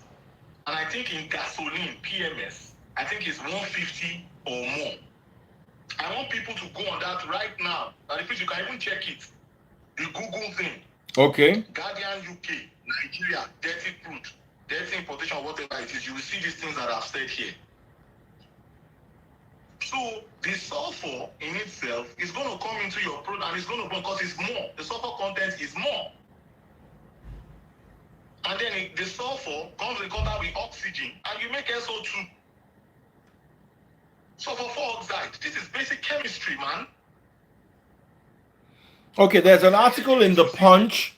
There's an article in the Punch that says expose and punish importers of dirty fuel. Now let me read it. No, Daddy Freeze, I want to. Daddy Freeze, I don't know. Read the Guardian UK. Guardian UK, dirty,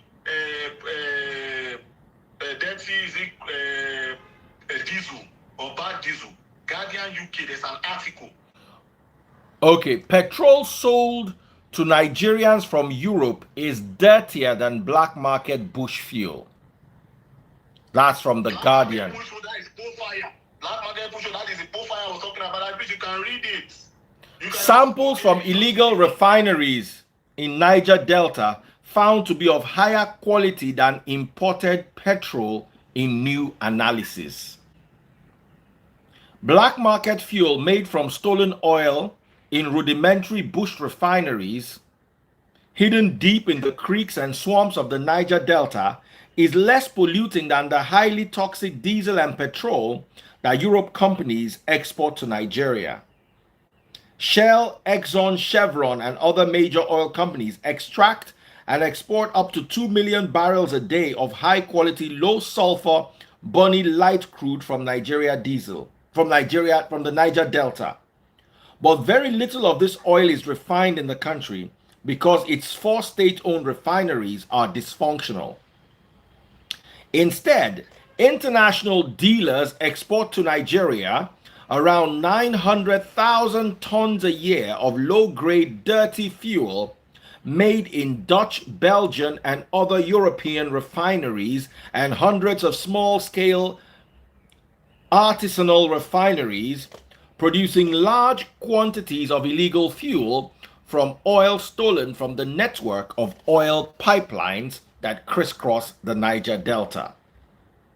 The net result, says international resource watchdog stakeholder group Democracy Network in a new report, is that Nigeria has some of the worst air pollution in the world, with dense clouds of choking soot hanging over gridlock cities, leading to a rise in serious health conditions as well as damaged vehicles.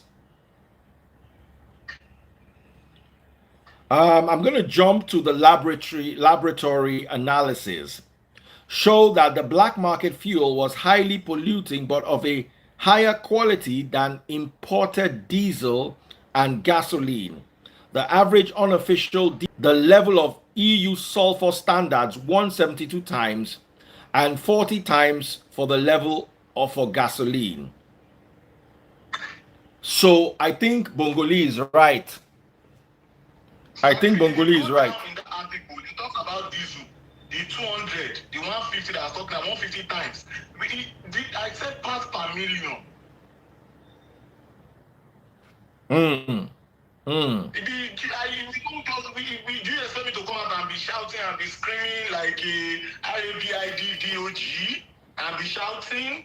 That's not education. Knowledge is power. I studied refinery. I took a refinery class in my master's degree program here in what's it called? In America here. I did refinery. I worked in a refinery.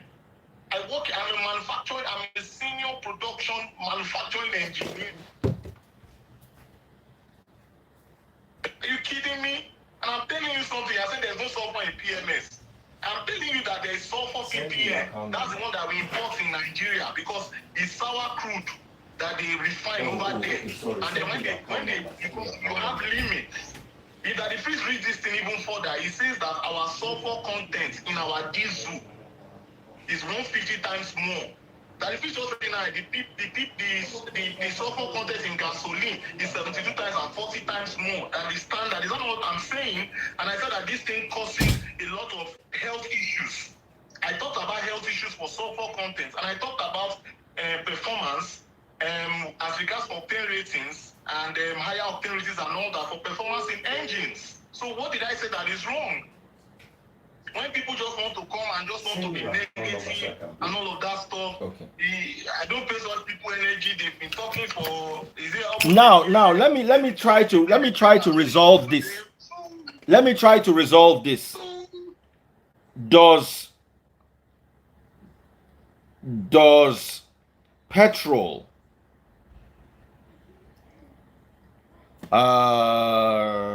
contain sulfur?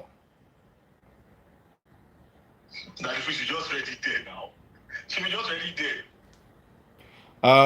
Does let's put PMS? Of course. Sorry. What name do you PMS is not coming up?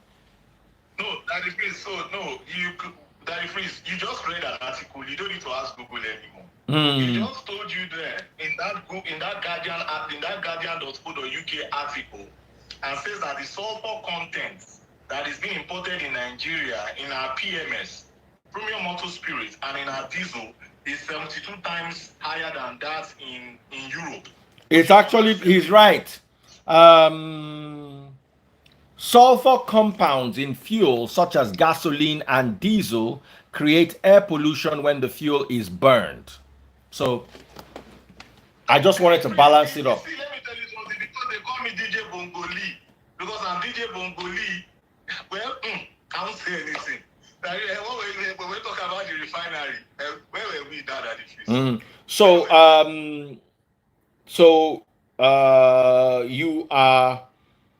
you are correct on this particular regard. I'm told that it is anytime I come to your program, and if I say anything that is wrong, I will never come on your program.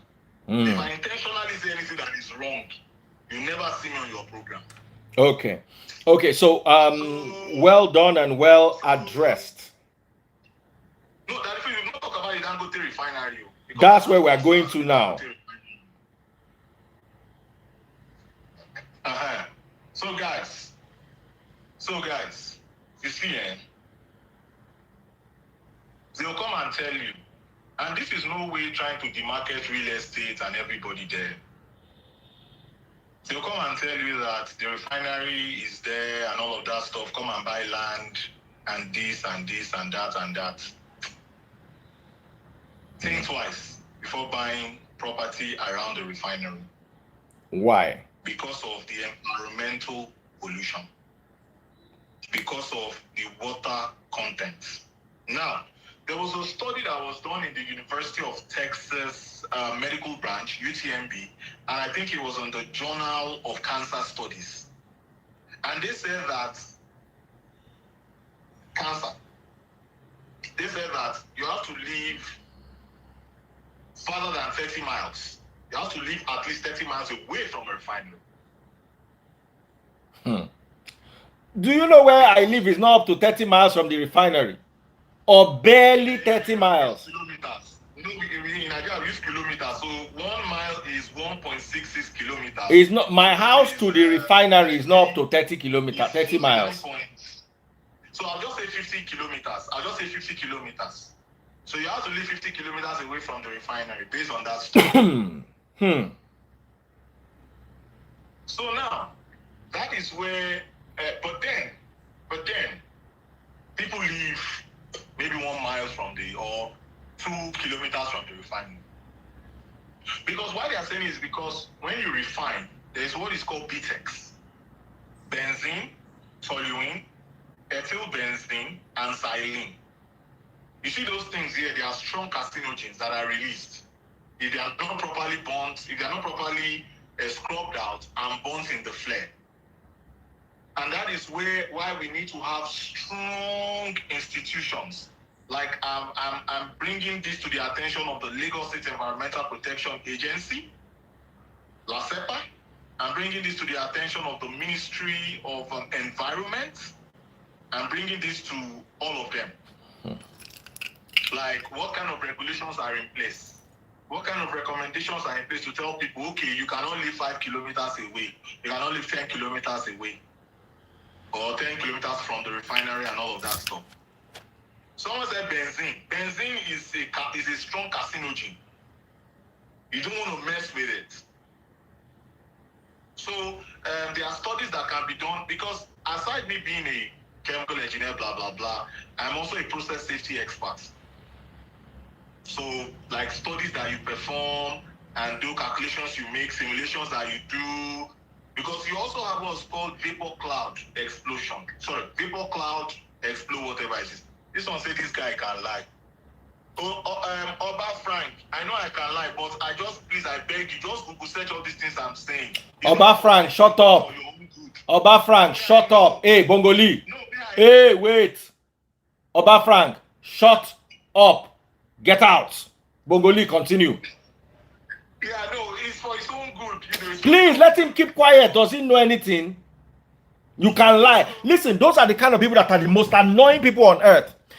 At least John came and dropped a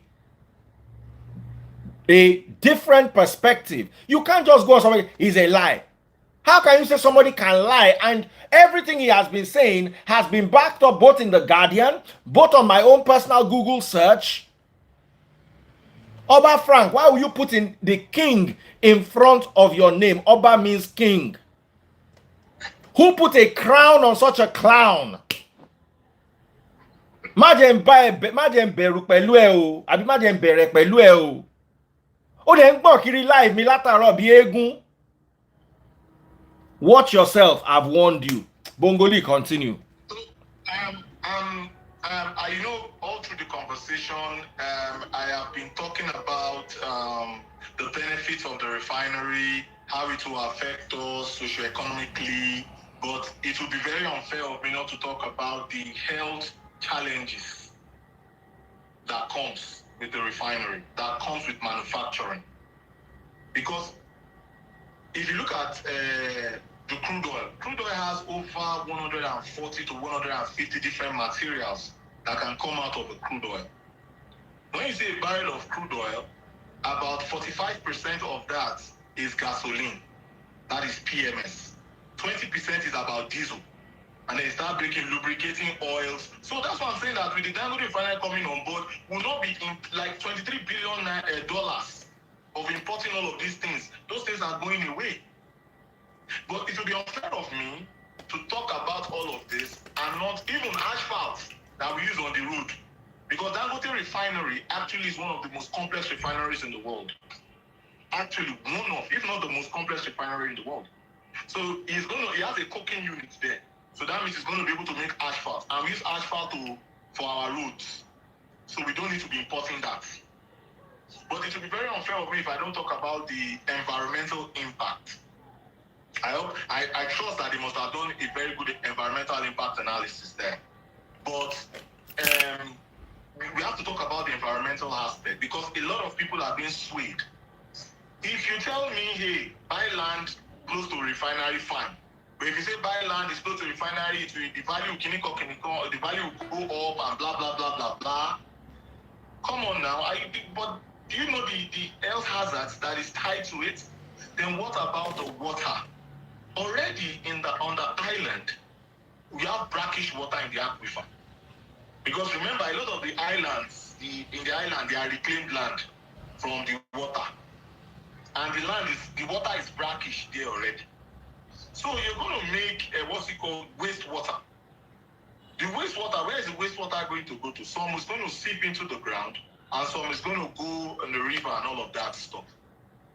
So the water quality. What kind of water quality that's going to find its way into the aquifer?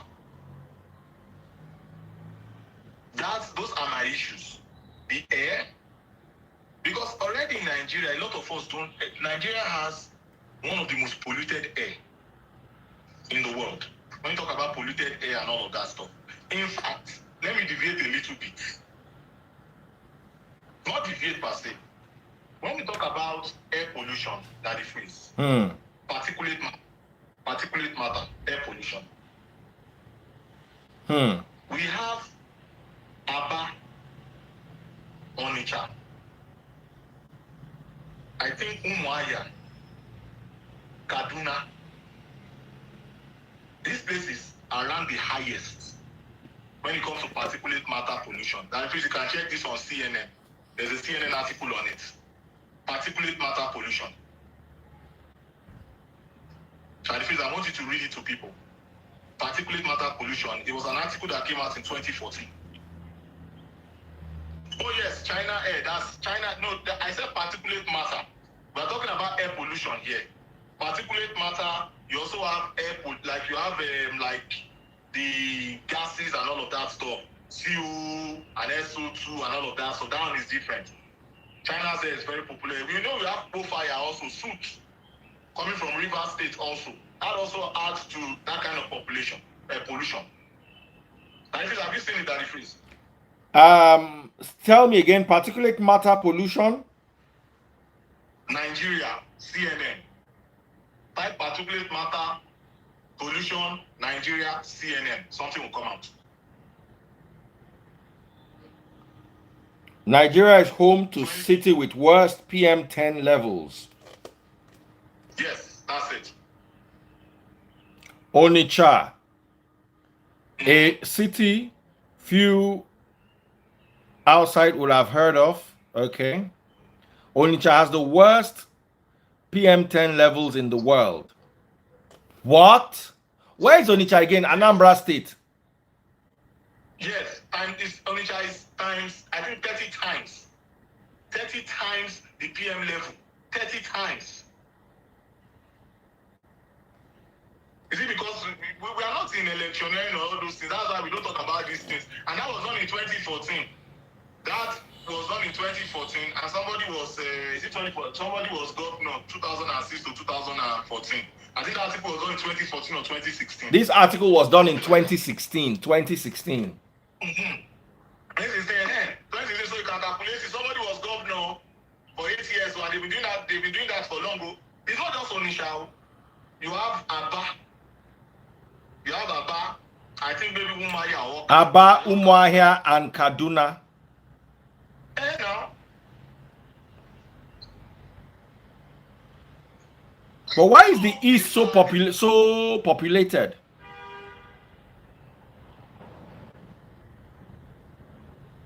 Generator which spews out noxious fumes. So that if you see that those fumes there, because of the incomplete combustion, that's where the sulfur comes in. Remember, I was talking about sulfur. We're talking about carbon monoxide. Yes. What about nitrogen oxide?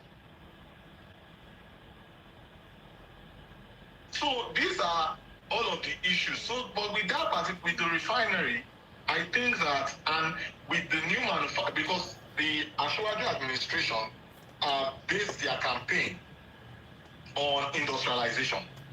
Have you seen it? So I think that if they base their campaign on industrialization, they have to ensure that the institutions, like the environmental protection agencies, the ministries, are very, very strong. Like the regulations are very strong and very tight, watertight. Because Nigeria already, our life expectancy is at 54 years. So in Nigeria, if you are above 54 years, you can go to your creator or go to the creator. You have done well as a Nigerian. 54 years. That is our, what's it called? Our life expectancy. And we are seeing a rise in a lot of these different health issues. And now we are going to be seeing a lot of industrialization going on. With that comes a lot of these, what's it called, health issues. So people living around the refinery, please go and do your regular medical checkups. Ensure that if there is your water purification system in your estates, ensure that you begin to ensure that they are up to par. If you have to put more filters, there, please put more filters. Please know the difference between environmental pollution and air pollution. Air pollution is under environmental pollution now. What are you talking about, Salma? Air is under, there's water pollution, air pollution, that is under environmental pollution. That if it's, I'm really bringing my drum not to even throw jabs at anybody, but at times we need to question our educational system in Nigeria. With the kind of questions that people ask or the kind of comments that people make. If you don't know something, before you put something on the chat, please, I beg you, Google search first. Ask yourself, this thing I'm about to type, that I'm about to post, does it make any sense to me? Does it make any sense to me? Do I understand? Do I understand what Bongo is talking about? Do I understand what that do I understand what this economist is talking about on TV? Let me Google search. There's land pollution, many types of pollution. That is under environmental, Ministry of Environment, Lagos State Environmental Protection Agency, LASEPA. I did IT in LASEPA. When I was in Unilag, I did 1 year IT in LASEPA. So that the truth, at the end of the day, those institutions need to be very strong. Can they not ask questions? Kaji, General. No, the kind of questions they have been asking.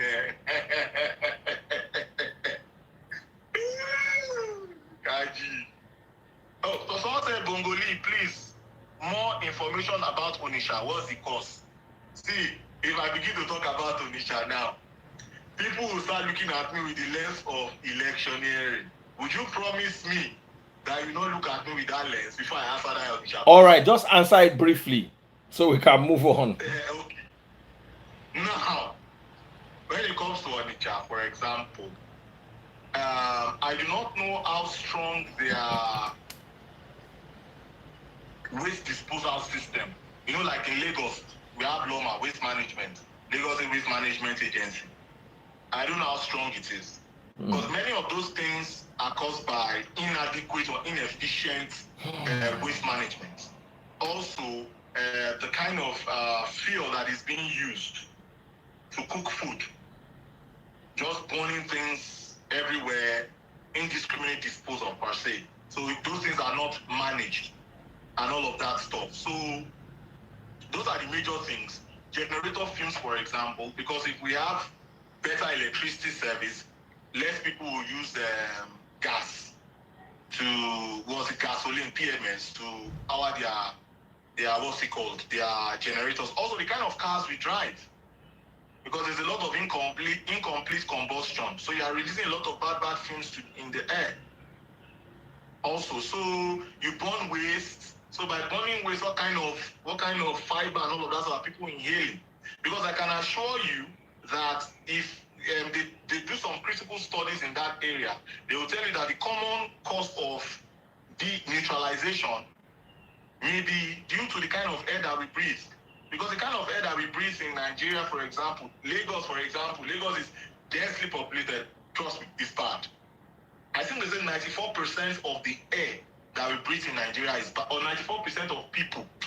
The stats is here, 94% of the air in Nigeria is bad, pretty much. That's all I want to say on that. 94% of the air we breathe is bad. Only 6% is good, or 6% people have good air. They are breathing in good air in Nigeria. 94% bad, because our institutions are not strong. Our institutions are not strong. They have to be strong enough to hold these people to accountability. Hold them accountable. Do the right studies. Let these people that are running this business spend money and put the right safety measures in place. Because we cannot say that we want to industrialize and we are just doing it in reckless abandon, thereby killing us. Because what happens is that we start spending more money on healthcare. So those are the issues. I don't know if people have more questions, because we talked about Dangote Refinery, we talked about Forex, and we talked about fuel subsidy. So I don't know if anyone has more questions. I'm on vacation now, so I have time. I have time. I have time for now. Next week, people don't see me around. I'm back to serious mood. So I'm on vacation now. I have time. Okay. I'm gonna open up the lines for questioning, and then we will just round off more or less. I think we have tried. It's not like the Kuku appreciate it. It's fight. They've been fighting us since morning. Freeze is okay. We need people to fight, because to have a very good democracy, We need critics, and that's why I always enjoy Femi. If you notice that he freeze, anytime I'm doing it, anytime I try to do it live, I always like to bring Femi. Because Femi has a complete opposite opinion, but we are very respectful to ourselves. We respect ourselves. So, but he comes in, he gives his own idea and all of that stuff, and then we, go back and forth, and it's all respect. So Femi, you can bring Femi on. Femi I've been seeing his comments. He's my political ENEMY. And maybe anyone else that asks questions on all of these things, because Femi is going to ask me political related questions. That please bring Femi. Please bring Femi on, I beg you. Now my guy, I haven't spoken to him since after inauguration. I mean before, I haven't spoken to him. All right, so Femi, let me bring you for 1 minute, and then. Yeah, Femi, they talk offline, no. Me and Femi, they talk offline, no. So I'm just trying to tell you people that you see online, okay, political whatever, bashing these politicians you see, bashing themselves online, they are friends offline, no. They are friends offline, no. Oh yeah, Femi, I've sent Femi an invite. Femi, come online now. Don't be scared now. Come on now. Chibi, they say your principal yesterday went to brought the documents. Is that Femi? Yeah, that's Femi. Is that Femi? Ibadan man, my enemy, my political enemy, my political enemy. And this is your instruction. All right, Femi, let's hear from you. We have 5 minutes because our batteries are about to die. Oh yeah, Femi, 5 minutes. Yes. Femi is glory. Chai, Femi, can you hear us? It's very bad. All right, parting notes. Bongoli, what are your thoughts? Okay. Well, fellow Nigerians, on a more very serious note, elections have come and gone. Now it's time for governance. The current president that we have, pending whatever the court ruling says, is a president for all. And this is a rallying cry and a rallying call. Let us all be patriots. You can be patriotic in your criticism, but let your criticism be constructive. Because there's something that I want you all to take with you guys today. Always listen to your enemies.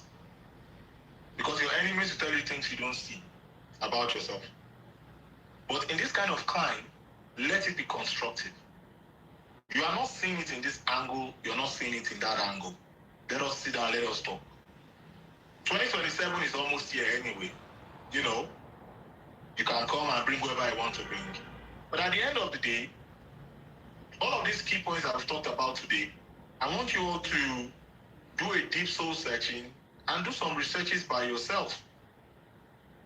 Do we still want to keep on paying fuel subsidy? Should the government have taken 50% out of it, or 25%, and slowly take it out? Or should they have said, you know what, let's just take everything out completely? Because in all of the previous governments, they always say we'll take 20%, 10% here. And prices are going up every day, and nothing seems to have changed. So maybe this is a different strategy. Like, you know what, we are taking it out. We Nigerians are very stubborn. We are very difficult to deal with. But Femi said he's back. The network is bad. Continue what you're saying. Network is very bad. I'm even struggling with it right now. So as regards fuel subsidy, guys, let us look at the benefits of fuel subsidy. Pains, no pain, no gain. The countries that we live in and compare Nigeria to, they went through these hard phases. In fact, the China that we talk about, China went through famine, I think in the 50s or 60s or something like that. Between 1958 and 1962, the Great Chinese Famine. They went through one-child policy in the 70s. The kind of government that they have in China, can we have that type of government in China to achieve that? We can't have it. It's a communist society. And if you thief money, na hanging, you know. If you thief $1, na hanging. Can we do that in Nigeria? So let's look at the benefits of the fuel subsidy. Now we talked about Forex. Let us look at the benefits. The government doesn't have to be subsidizing Forex anymore. Let it trade so that it can bring foreign investors in. Guys, we talk about jobs and jobs and jobs and jobs. Federal government don't create jobs. State government don't create jobs. It is foreign investors or local investors that create jobs. All the government is supposed to do is to create an enabling environment. An enabling environment for these investors to come in, both local and international investors. So when you don't have that currency, when you take out that currency caps and all of that stuff, you see things begin to align. Some things will go up, some things will go down. But the market forces of demand and supply will fix it. People are even talking about what of insecurity. Actions like this can fight insecurity, because insecurity emanates from, many a times, crime emanates from not having jobs, unemployment. So when you have a lot of game players in there, like the Dangote Refinery, for example, is going to create at least 200,000 jobs, 200,000 jobs, directly and indirectly. Employ people are going to be selling lube oil. People are going to be selling diesel in a retail. In a retail, people are going to package it. Now, guys, as regards the refinery, it is a blessing for Nigeria. I know that with the Dangote Refinery, Nigeria itself will not be spending about 20 to 25 billion US dollars on importing petroleum products. So, guys, let us give this government a chance.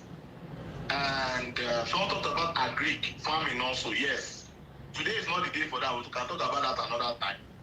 But let us give this government a chance. They've not even spent only 3 days. Maybe this is day 3 or day 4. Good things don't come easy. Rome was not built in a day. All of these things that were done, that are being done now, you might reap the benefit maybe 10, 15 years. Look at the Lekki Free Trade Zone, for example. That was envisioned by Ashiwaju in 2006 or 2005 or something like that. When did it come on board? 2022, 17 years later. And now refinery is coming up there, a refinery. But this is a vision that started in 2003, 2004, 2005. So it took about almost 20 years. Rome was not built in a day, guys.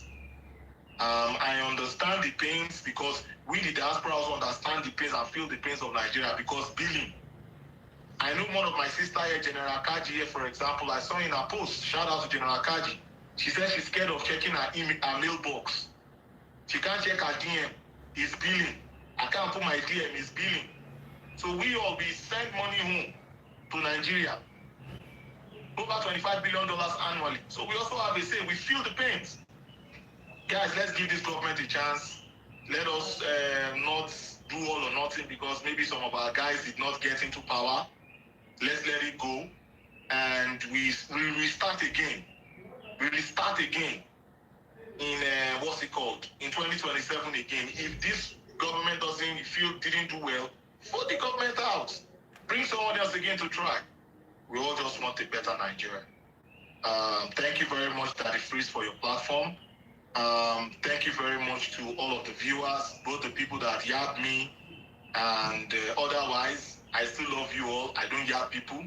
I still love you all, because we all want a better Nigeria, but we'll just see things from different angles. But for that better Nigeria, you also have to be better citizens also. Absolutely. Stop collecting bribe, stop stealing money, do the right things, be honest. Don't oppress another person. Don't exploit other people. Love one another. What happened a few days ago because of this oil, this subsidy, whatever, if we really love ourselves, that should not be happening.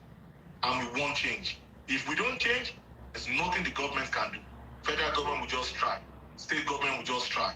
Local government will just try. But if we as individuals don't change, Nigeria can never change. Thank you. 100%. 100% DJ Bongo Lee. 150% DJ Bongo Lee.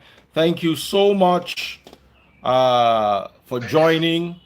Thank you for everything that you have done. Thank you for sharing your wealth of wisdom, and thank you for everything. Guys, it's been wonderful hanging out with DJ Bongoli. I'll be back in like 30 minutes, and then we're going to have a softer gist session. We go gist. For now, make everybody just relax. It's been a tough one. Don't worry, I'm turning on my life now. Femi, come. Nigeria Lebanese, come. I have your time, 10 minutes. Bye. God bless you, Bongoli. Thank you for your wealth of knowledge. Thank you for this. Take care and God bless. Thank you, sir. Bye-bye, sir.